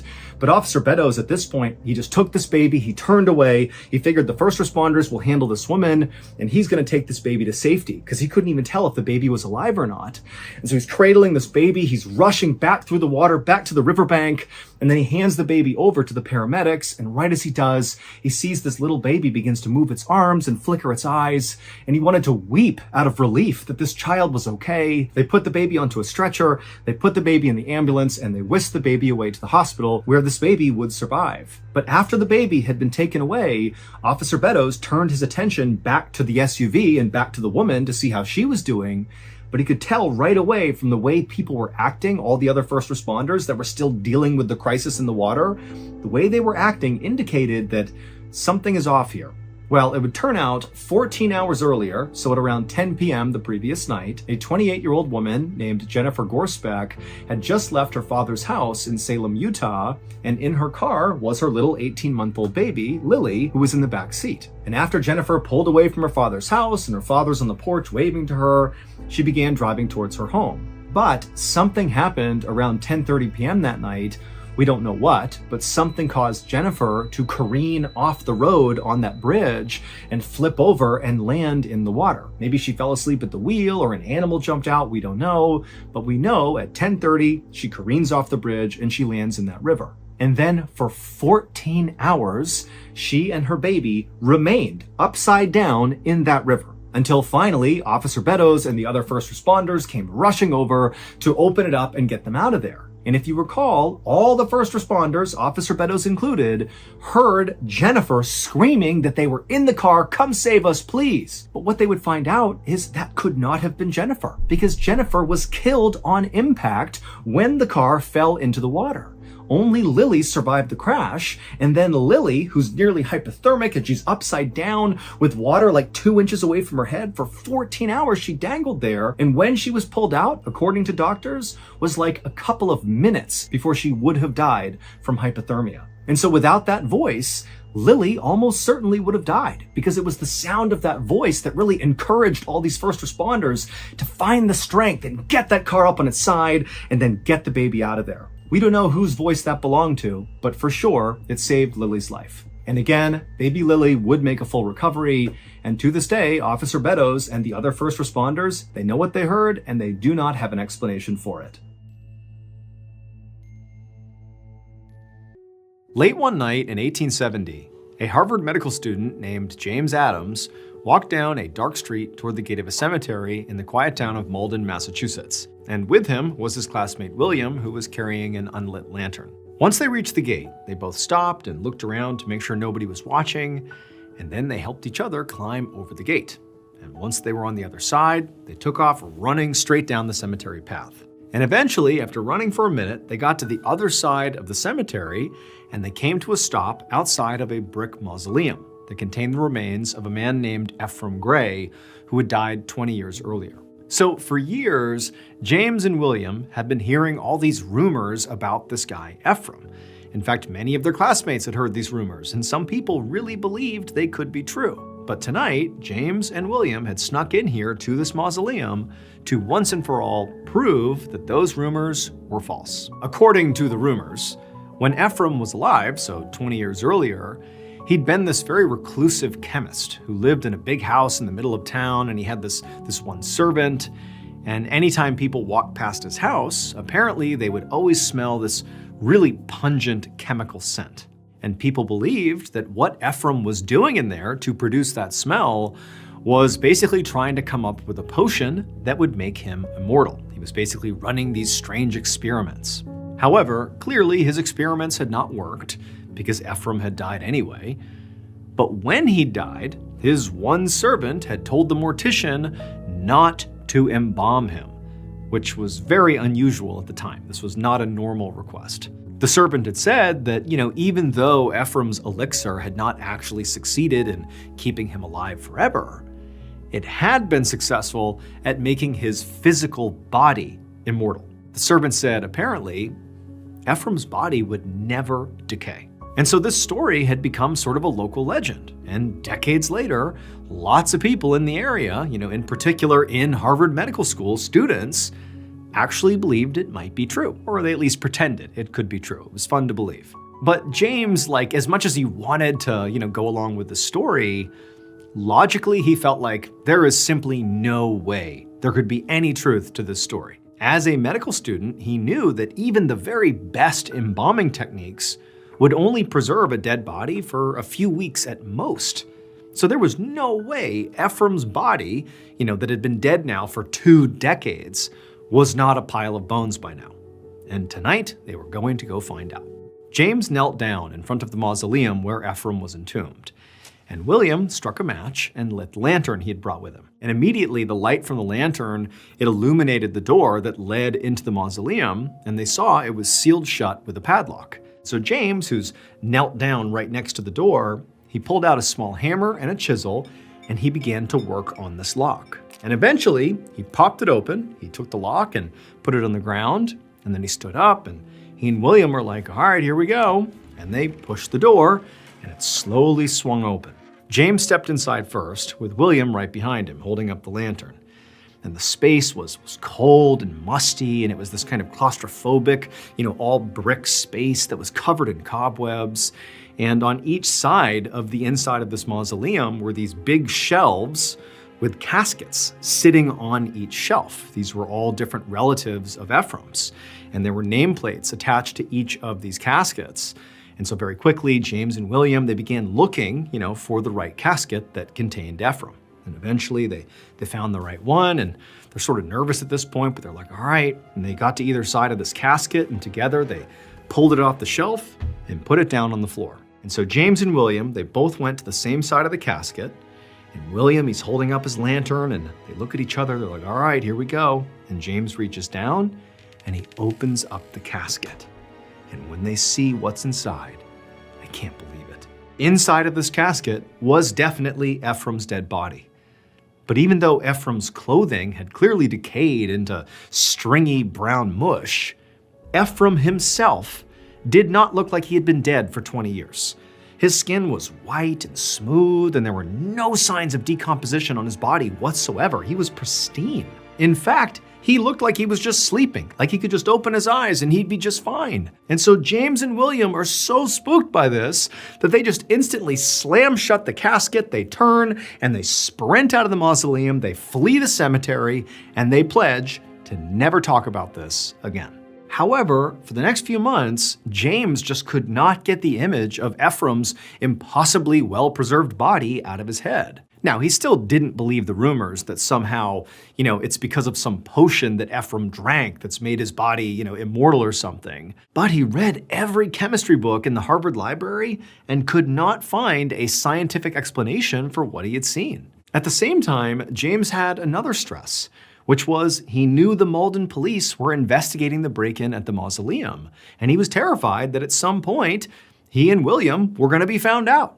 Desecrating a grave was a crime, and if James was actually arrested for it, he would get kicked out of medical school. But weeks turned into months, turned into years, and no police showed up at his door. So nobody figured out that he or William were involved in this break-in. And also, over this time, over these many years, he never figured out what actually had caused Ephraim's body to be that well preserved. But eventually, they just moved on with their lives. James graduated, he became a doctor, and he really just sort of forgot about the Ephraim thing. He just moved on. Until 30 years later, in 1900. At that point, James was in his 50s, and he was a successful doctor with his own medical practice in Boston. And one day, he was sitting in his office, catching up on some paperwork, when he heard a knock at the door. And so he called for whoever was out there to come in, and when the door opened up, he was very surprised to see a police officer. The officer told James that he was from the Malden Police Department, and he was looking into an unsolved break-in at the cemetery from 30 years earlier. Immediately, James felt sick to his stomach, and he was about to just start lying, saying he had nothing to do with it. But before he could say anything, the officer just said, look, multiple people in town have already told us that you and your friend William were responsible for that break-in. At this point, James knew he was caught, and there was no point in lying. Clearly, this officer knows what actually happened. And so James just rushed to explain sort of why they did it. He just said, look, there were these rumors that the body of Ephraim Gray didn't decompose because he apparently drank some, immortality potion, and we thought it was crazy. So we broke in just to look at the body. We just opened the casket, looked at the body, we shut it, we ran out, that was it.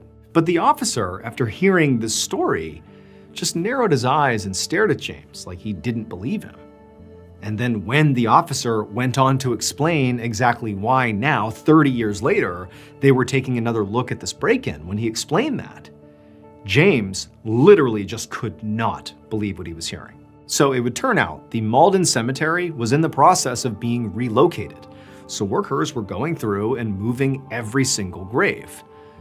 But when they got to Ephraim Gray's casket, they noticed it was unusually light. So they opened it up and found it was empty. There was no sign that anybody except for James and William had ever tampered with that mausoleum. And so basically, James and William were being accused of stealing Ephraim's body. But they both swore they didn't do that. They said they just went in, they looked at the body, were shocked that it had not decomposed, and they ran out. They didn't take the body. But police, during their investigation, saw that nobody else tampered with this casket except for James and William. So where did the body go? It was almost like Ephraim had simply woken up one day, looking as fresh as ever, opened up his coffin, and just walked out. And despite all of James and William's skepticism and all their medical training, they couldn't help but wonder if maybe somehow Ephraim's immortality potion had finally kicked in.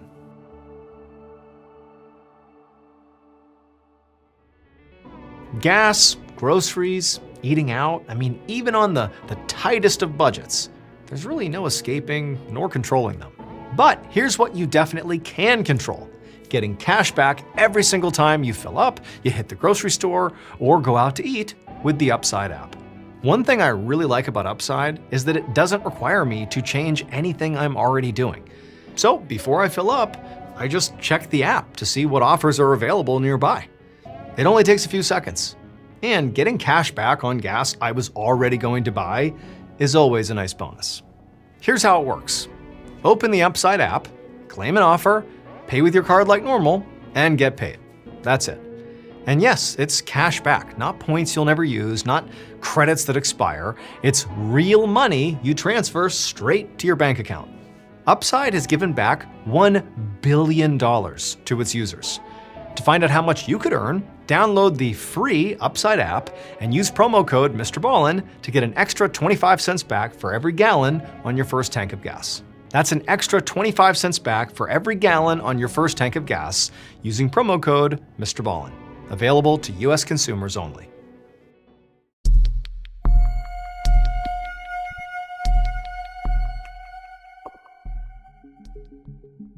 On the afternoon of January 28, 1945, an Australian reporter named Robert Cheney sat on a wooden bench inside of a small, cramped room in a swelteringly hot church in Brazil. He was squeezed shoulder to shoulder with several other reporters and a few doctors who were wearing white coats. All the lights were off in this church, and there was this religious hymn that was playing on a phonograph, which is like an early record player. And on the other side of the room, standing in front of a heavy locked door, were these two people, these two psychic mediums, who were twisting and groaning as if they were in pain. So the reason that Robert and everybody else, the other reporters, the doctors, were gathered here today was because of what was happening inside of that locked room.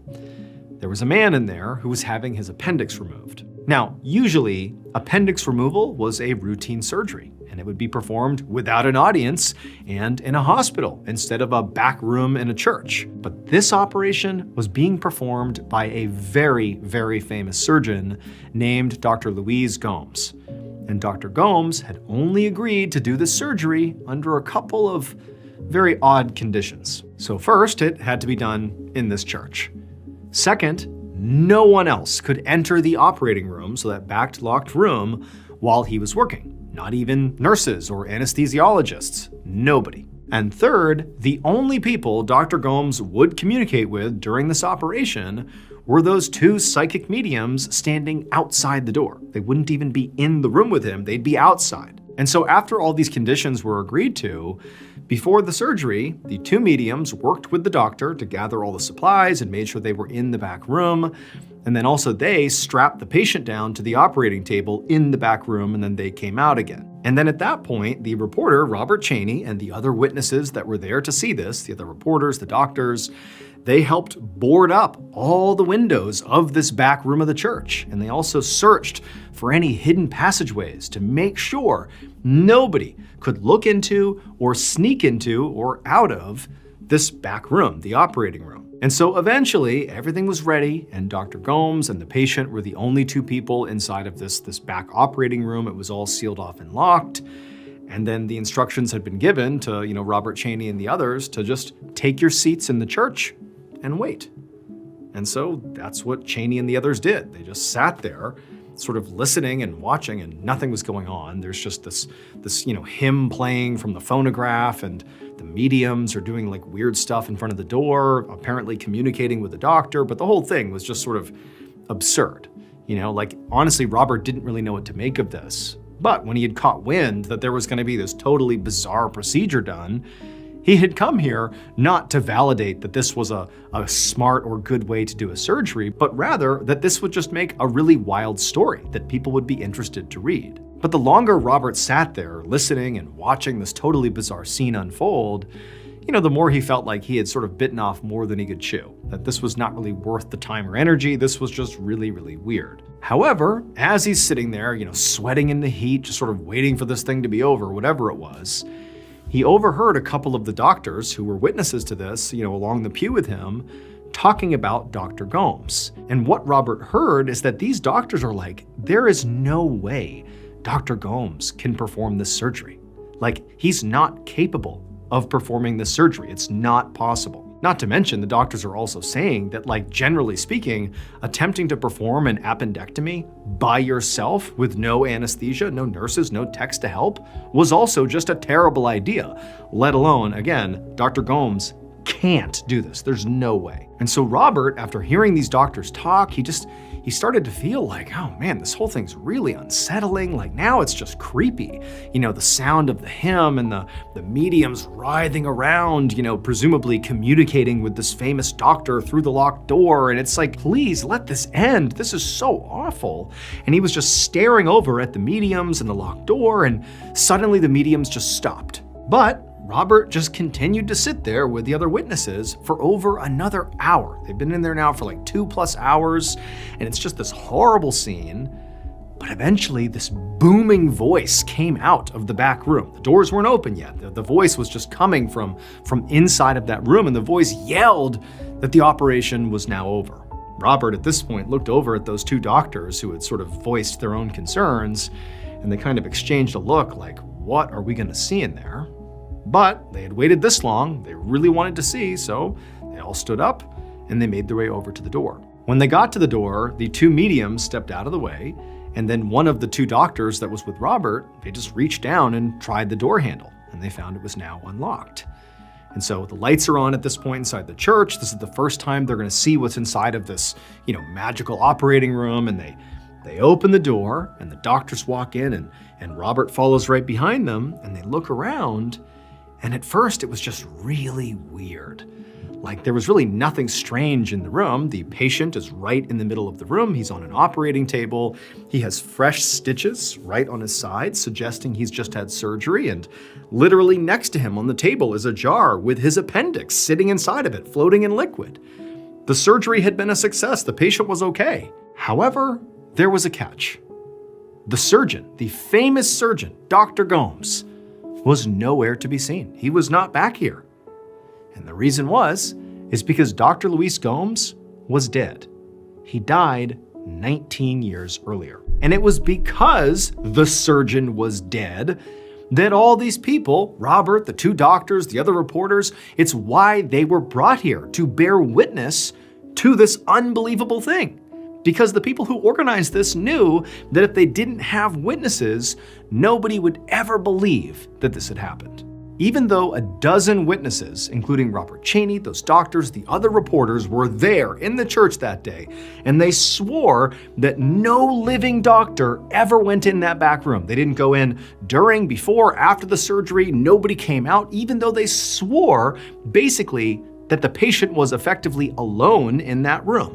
Despite that, X-rays would confirm that the patient had had an appendectomy on that day, that his appendix really was removed, and apparently it was removed by a very highly skilled surgeon. And so, this remains the only surgery on record to have been officially performed by a ghost.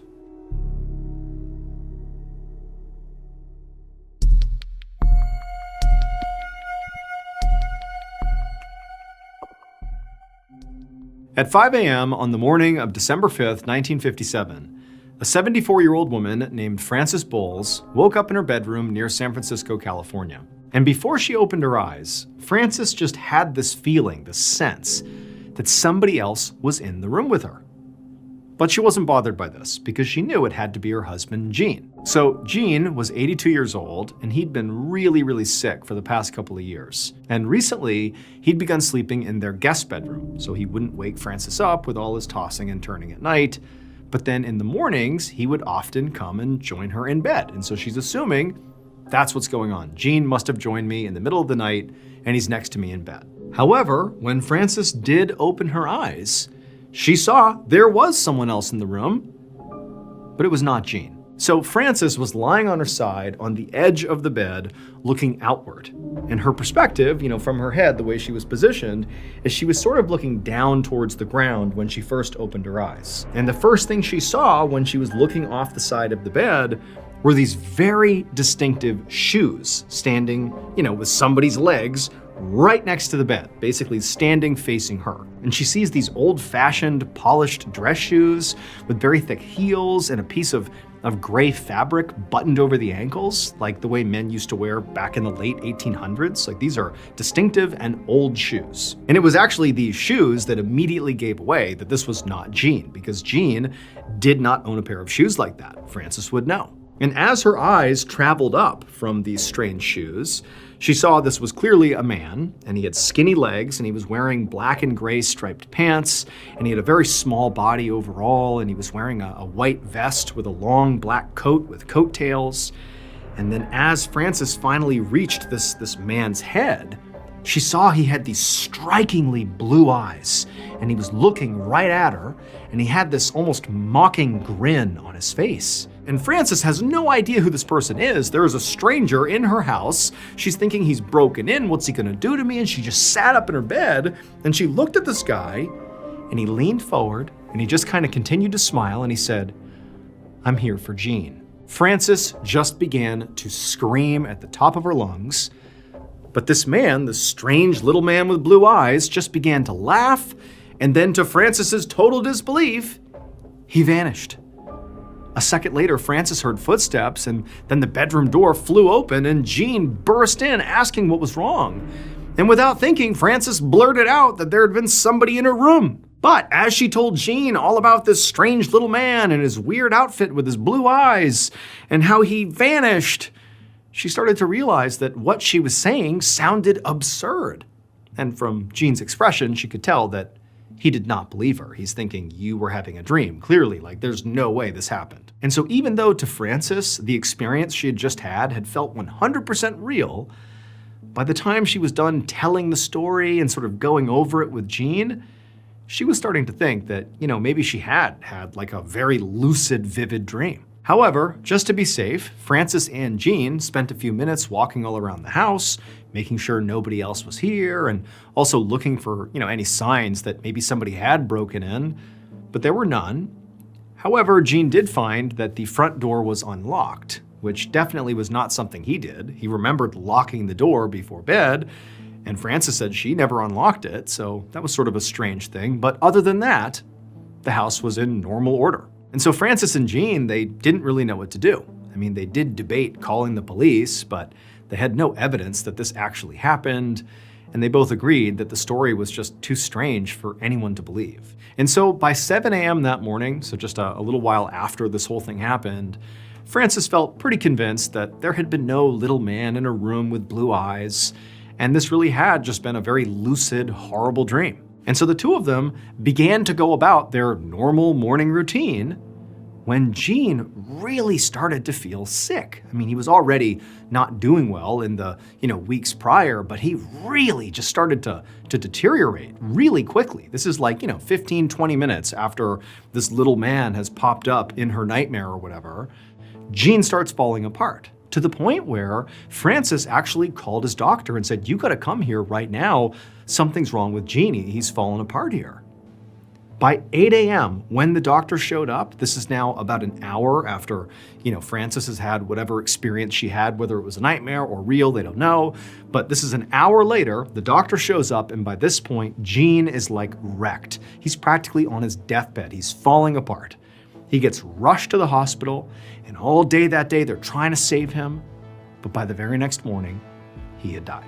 And then as time went on, whenever she would think about that strange experience, the little man in her room, she would just rationalize it and tell herself that that was just her own mind's way of working out her growing anxiety over Gene's mortality. I mean, after all, he had died literally within 24 hours of that vision, and so maybe that was just her mind's way of getting ready for Gene's death. However, despite telling herself this story and feeling pretty good about that being what this whole thing was, what she could never quite figure out was how her subconscious had created such a strange character with such a weirdly specific wardrobe. She knew she had never seen anybody like that before in her whole life. So how did her mind come up with this really vivid character? But she ultimately just pushed this whole thing out of her mind and didn't talk to anybody about this experience. Well, that is until a few months later. Late one night in the spring of 1958, so a few months after Gene's death, Frances and her 46-year-old daughter, whose name was Jane, were driving down a freeway in Northern California, coming home from a road trip they had taken as sort of a celebration of Gene's life. And so as they're driving along, both women are looking out the window, they're not really talking, and the radio wasn't on, and so the only sound was the sound of the tires on the road. It was just very quiet. But then sort of out of nowhere, Jane spoke up and told her mother about something really weird that had happened to her on the morning of Gene's death. And she couldn't stop thinking about it, and it bothered her so much, she just had to tell her mom. According to Jane, she had woken up on that morning, and standing in her room on the other side was this little man with these strange polished shoes, striped pants, black coat with coattails, and these bright blue eyes, who was looking right at her and grinning. And when Frances heard this, she couldn't believe it, and she blurted out to her daughter that she had never told anybody except for Gene, but on that morning, she had seen the exact same man in her bedroom. And so for the rest of the ride, the mother and daughter just compare notes, talking about the whole experience, exactly what they remember, exactly what he looked like, how they felt, what they thought it meant. And then at some point, towards the end of this sort of revelation they're both having, where they're both realizing they've had this shared experience, Frances says something that catches Jane's attention. Frances says, yeah, and then, right before he vanished, he told me he was here for Gene, and then, your dad died 24 hours later. And Jane, when she heard this, she goes quiet, and she looks at her mom, and she's like, that's not what he said to me. And Frances is like, what do you mean? What did he say to you? And Jane, she's just looking straight ahead. She's driving, and she goes, he said, I'm here for Jane. He was here for me. For a moment, the car just went totally quiet, and neither woman knew what to say. But then Frances was like, well, wait a minute. I know the little man said to me, I'm here for Gene. And then 24 hours later, your dad died. Gene died. And so it sort of seemed like they were connected. And you're saying that the same thing happened to you. You've had the exact same experience as me on the same morning, the same time frame that I know he said, I'm here for Gene, and you think he said, I'm here for Jane? But you're still alive, and that was months ago. You must have just misheard him. He must have said, I'm here for Gene, same as me, and you just thought he said Jane. And so pretty quickly, both women agreed that that had to have been what happened. They had the exact same experience, and in both cases, this guy has said he's here for Gene. Has to be what happened. However, Frances would be wrong. Because on December 7th, 1958, exactly a year and 1 day after Gene died, Frances's daughter, Jane, died as well. It would turn out she had not been perfectly healthy as she and her mother believed when she saw this little man in the strange outfit with the blue eyes. She had had cancer that likely had just cropped up but had gone undetected. And now, by the time doctors were realizing she had it, it was too late. It had spread to the point where there was nothing they could do. Following her daughter's death, Frances was so overcome with grief that she poured her energy into basically just telling everyone she could about this little man that she had seen before her husband's death and her daughter had claimed to have seen before she died. It just felt like, we gotta tell people about this, what happened? And she even ended up writing to a journalist to try to get this story out there, to try to figure out what the heck that was. However, nobody came forward with any sort of meaningful explanation about what this experience was, what it meant, how real it was. No one knew what to make of it. However, after getting the story out there and describing in agonizing detail every little thing that she remembered from this experience, Frances did learn one piece of information that does seem to begin to explain who this little man was. That man's outfit, the old-fashioned dress shoes, the striped pants, the white vest, the black coattails, is actually the uniform of a very specific profession. The little man with the blue eyes was dressed exactly like a 19th century undertaker. Late on a winter night in the 1970s, a middle-aged train driver named Takashi Ito, along with his assistant, were sitting in the front seat of a small cargo train that was hurtling along the tracks in Hokkaido, Japan. So this was just a two-car train. There was a cargo train in back, and then there was the front train that, Takashi and his assistant were in. There were no passengers behind them, so it's just these two. And the area that they were driving through was this very desolate area. And basically outside, if they looked out their windshield, all they would have seen was just basically snow and ice and just pitch black darkness and the train's headlights pointing straight ahead. That would have been all they could see, was whatever, was in the headlights. And as they were driving along, they had shut all the windows to the car that they were in, but it was so cold outside and the wind was whipping and they're driving right into the wind that some of the cold air was coming in one of the windows. And it's freezing cold out there. It was starting to get really cold inside the cabin. And so, both men are starting to shiver. And so at some point, Takashi turns to his assistant and he just tells him to, hey, go ahead and open up the heating vent on the floor. So there was just this little vent that you could open up that would basically expose the engine to the main cabin, and so some heat would come up from the engine. But it would get really hot really quickly, and so you couldn't do it for very long, but it was getting pretty cold. So the situation called for it.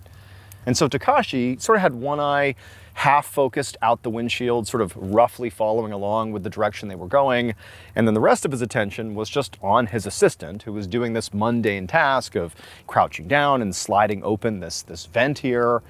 And at some point, the assistant managed to open up the heating box. And right as he did, something caught Takashi's eye outside of the train. Now remember, it's the middle of the night, it's the dead of winter, there's really nothing out there. And even though, of course, it's Takashi's job to pay attention to what's out in front of them, there's no expectation he's going to see anything on the tracks at all until he gets to the next stop, which was quite a ways away. And so the fact that anything caught his attention was alarming, and he turns and he looks out the windshield and he can't believe what he sees right in the middle of the tracks. Just several dozen yards ahead of the speeding train is a woman. She's just standing in the middle of the tracks looking up at the train and doesn't even appear to be trying to move, but she clearly sees the train barreling down on her. She looks terrified, and Takashi and the assistant, they look at each other, they start trying to get the train to stop, but there's no way. The train's going way too fast, it's way too heavy, and so it's like they throw the brakes on, they're trying to stop, but there's nothing they can do, and this woman, she's just not moving. And then eventually the train smashes into her, and like Takashi and the assistant are like, oh my God, I can't believe it. And the train, it eventually comes to a grinding stop, several hundred yards away. And then finally, when it's actually stopped, it's like Takashi and the assistant, they know what's happened. They've just killed someone. I mean, it's clearly an accident, but like the shock of this was unbelievable. And so finally, Takashi, he looks at the assistant and he's like, we have to go out and see if she's okay. I mean, they both knew there was no chance. Like, there's no chance she's alive after being hit by the train. But out they go, and sort of apprehensively, they began walking in the snow towards the back of the train. Now, neither of them had a lighting source. They didn't have a flashlight or anything like that. And they're going towards the back of the train. So they don't have the advantage of the headlights shining where they need to go. All they have are the taillights of the train, which are now flashing red. And so as they're walking through the snow and the wind is whipping and it's pitch black out there, and of course these two men, they're in shock about what they've just seen. They can't believe, like, what was she doing out here? Like, what happened? They're walking and all they're seeing out in front of them is darkness and the occasional, flash of red light that sort of roughly illuminated the snow out beyond the train and then back to darkness. And they know somewhere out there behind the train is this woman who almost certainly is dead. So it means that there's like a dead body out there. And so Takashi and the assistant, they start making their way back towards the back of the cargo train, and then they begin walking beyond where the train was, basically along the tracks they had just covered. And sure enough, up ahead, periodically illuminated by these red lights, was this, mound on the tracks. It looked very much like a body. And sure enough, as Takashi got closer, he realized it was the woman.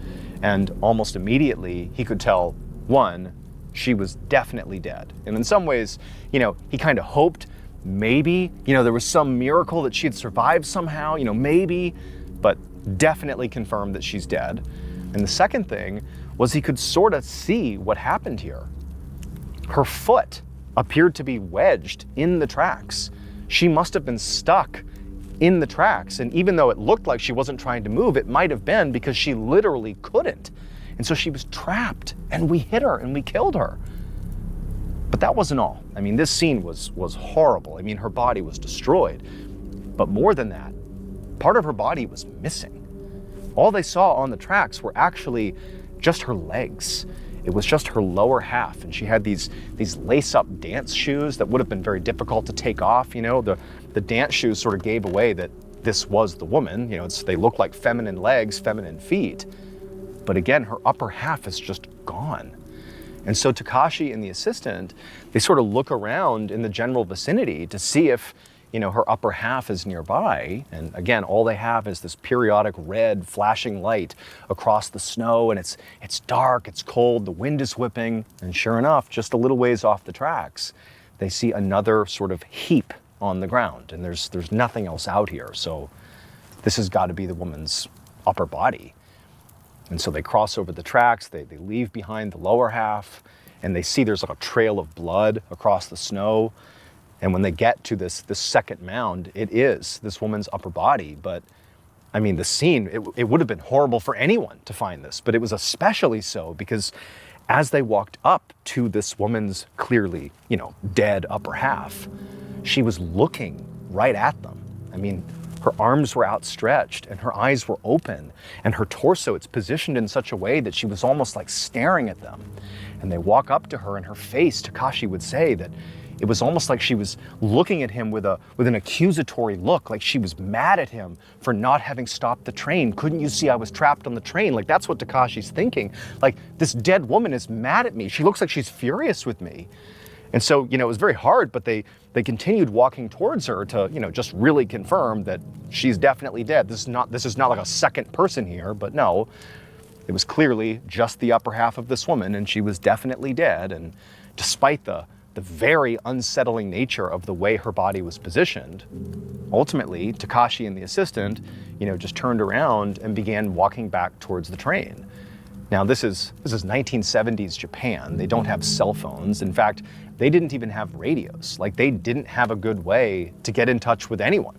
They clearly knew they needed to tell authorities what happened here, but realistically, the only way to do that was to go to the train, and then one of them would have to basically walk to the nearest civilization and get help that way, while the other person stayed with the train and also with the woman. And so the two of them, they get back to the train, they get inside of that front car, inside of the enclosed warm space, and they shut the doors, and they sort of just look at each other like, okay, this is obviously horrible, but what are we gonna do? And Takashi, being the more senior of the two, said, well, look, I'll stay here with the train. You, the assistant, go out and get help. I'll be here when you come back. When you are refreshing your space, choosing a paint color can feel weirdly high stakes. Will that seafoam green that you loved online look more like split pea soup on your walls? Luckily, Sherwin-Williams takes the guesswork out of finding the perfect paint color. With 3 easy ways to sample, you can choose color with confidence, testing shades in your actual space before making the final call. Order color chips, peel and stick, or color-to-go paint samples at swsamples.com or visit your neighborhood Sherwin-Williams store to get started today. And so the assistant, as much as it was sort of daunting to have to walk off into the darkness and the freezing cold, it almost was like a relief to get away from this scene. I mean, this was truly horrific. And so, Takashi watched as the assistant bundled up in his jacket and he headed out the side of the car door, and then off into the darkness he went. And then Takashi was left alone inside of the train with, this woman's body behind them on the tracks. And so shortly after the assistant had gone, Takashi, he's just sitting inside of this unmoving train car. And remember, they had that heating vent open, and even though the train was not moving, there was still quite a bit of heat that was coming up into the cabin. And so it was actually getting quite toasty inside of this train car. And Takashi is literally just not moving. He's just sitting there waiting, just trying not to let his mind wander to this horrible thing that's happened behind him. And he found himself actually feeling kind of tired. I mean, he had had a really long day. I mean, he'd been up for nearly 24 hours at this point. And so suddenly he was like, man, maybe I ought to just lay down and close my eyes for a minute, because obviously when they come back here, they'll wake me up, like no problem. And so Takashi did eventually get down on the ground right next to that vent. So he was really getting the maximum amount of heat. And he curled up and he closed his eyes. But pretty much immediately, once Takashi closed his eyes and effectively attempted to sleep, all he could see in his mind was that woman standing on the tracks looking up at him before she was struck by the train.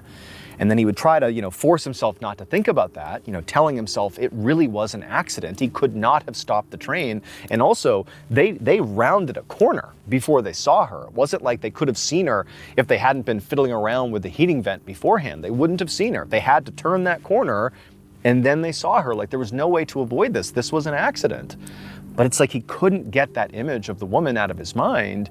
And then if he managed not to think about her on the tracks, his mind would then jump to seeing her upper half positioned on the snow with her eyes still open, looking at him with this, in his mind, this sort of accusatory look on her face. And so he can't sleep, but like he's so exhausted from the day and he's just so worn out, it's so traumatic that eventually after, 10 minutes or so, he did begin to feel himself sort of allowing himself to drift off to sleep. Like he did have these horrible thoughts, but he felt himself getting closer to finally being able to get a little bit of sleep. And right at that point, right as he's teetering on actually sleeping, he hears something outside.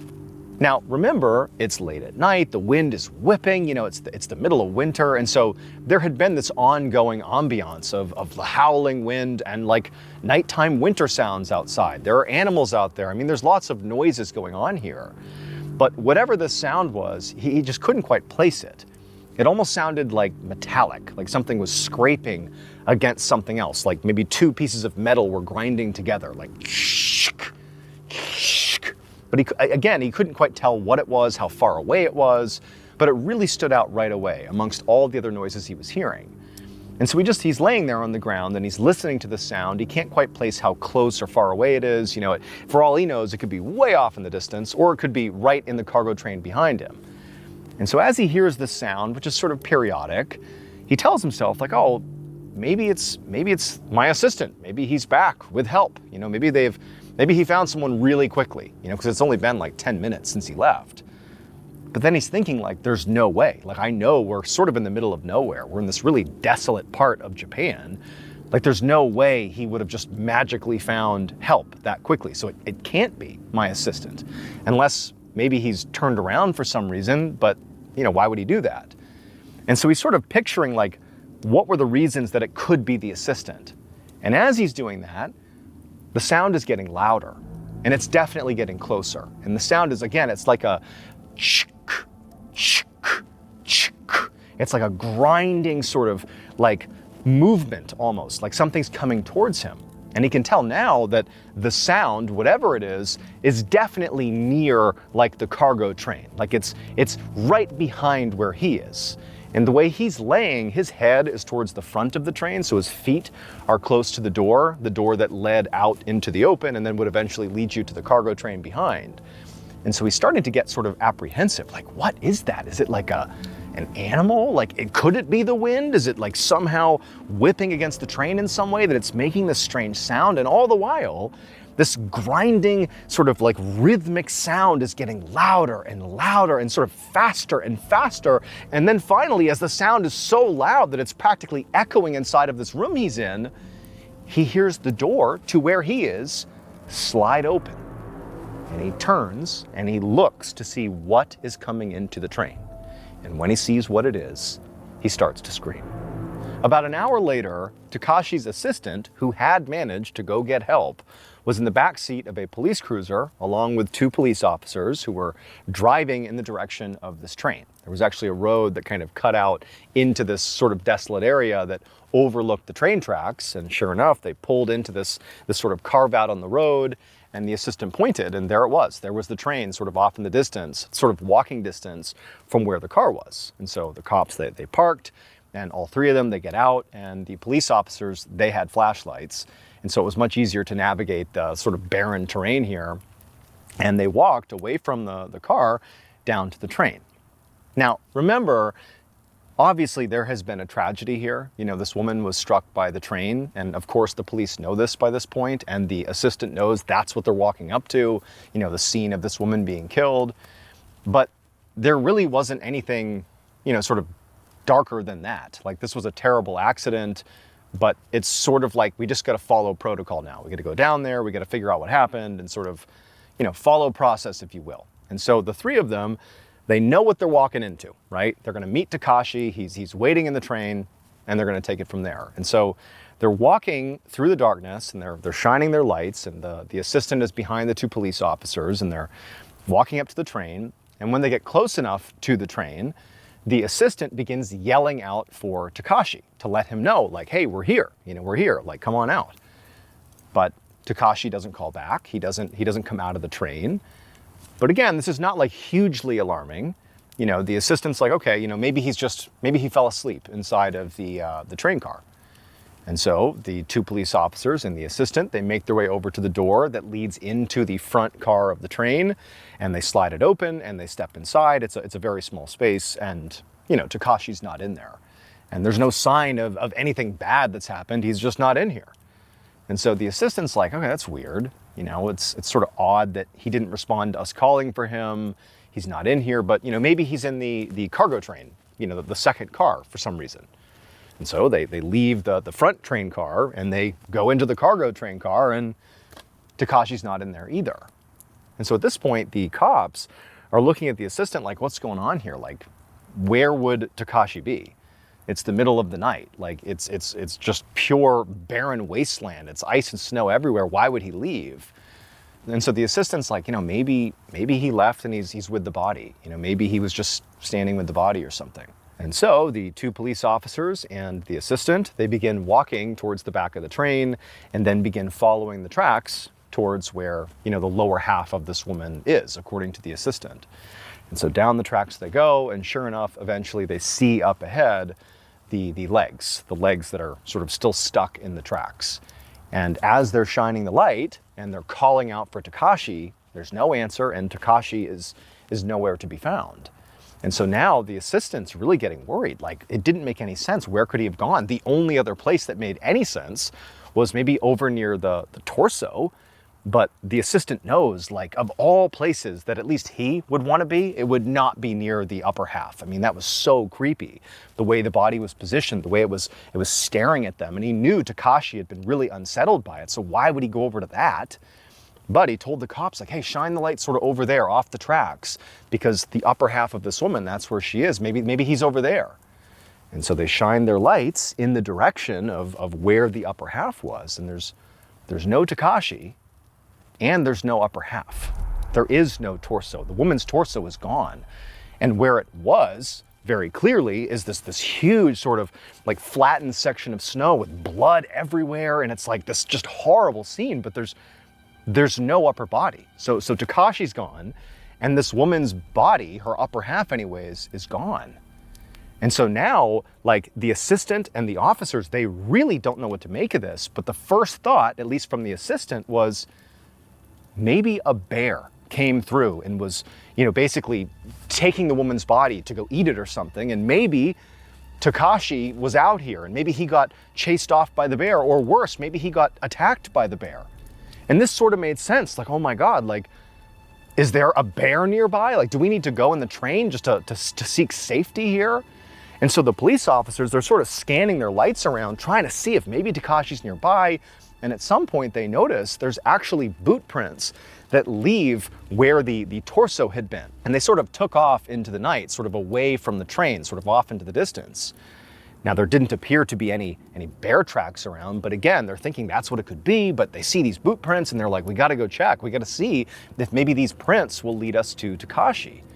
And so Takashi and the two officers, they begin following these tracks, and as they do, they see the prints, these boot prints, get farther and farther apart, like Takashi was running, like his stride was getting longer and longer, and there's blood everywhere, like this drag mark of blood all over the snow. And they follow these prints all the way past the train, way off into the night, where they finally stop in front of this huge utility pole. And at this point, they're looking around like where's Takashi? Like, where did he go? Like, there's nothing down here. And then at some point, they hear something above them. And so the police officers, with their flashlights, they shine up towards the top of this utility pole, where at the top, there was this fairly large metal platform. And as they shine their lights up, they see Takashi. And he's draped over the edge of this platform, totally lifeless. His arms are dangling down, and he's got this horrible, huge wound across his stomach. He's bled all over. He's clearly deceased. And so they're shining their lights up at him, and like the shock of seeing Takashi is horrible. They back up. They're like, oh my God, is there a bear here? Did the bear somehow get up there with Takashi? Like, what's making that noise up there? And they're shining their lights, and at some point they hear a noise again.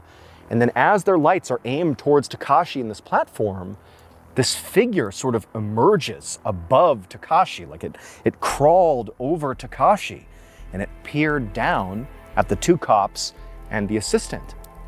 And it was the woman's torso. It's like her upper half. She sort of looked down at them, blood's all over her, and she's sort of clutching on to Takashi. And then in one move, she sort of thrust herself over his body and began pulling herself down the pole towards the men. And the men, they immediately start yelling, and they turn and they start running. And as they're running off, all they can hear behind them is chick, chick, chick, which is the sound of this woman dragging herself through the snow towards them. Now, unfortunately, the assistant did not make it. The woman caught up to him. But the two police officers, they were able to run back to their car. They got in and they sped off towards the station, and they told people what was going on at this train. I mean, they couldn't even describe it really without it sounding totally made up. And so eventually, reinforcements head back to the train. And when they get there, they find the assistant. He clearly had been caught by this woman on his way to the car, and he was destroyed. His stomach was ripped wide open. He was dead. But the authorities, they searched everywhere, and they couldn't find this woman. Her upper half was just gone. Her legs were still stuck in the tracks, but the murderous upper half of her was gone, and they never found her. Today, it's said that the animated top half of this woman's corpse still haunts the railroad tracks in Hokkaido.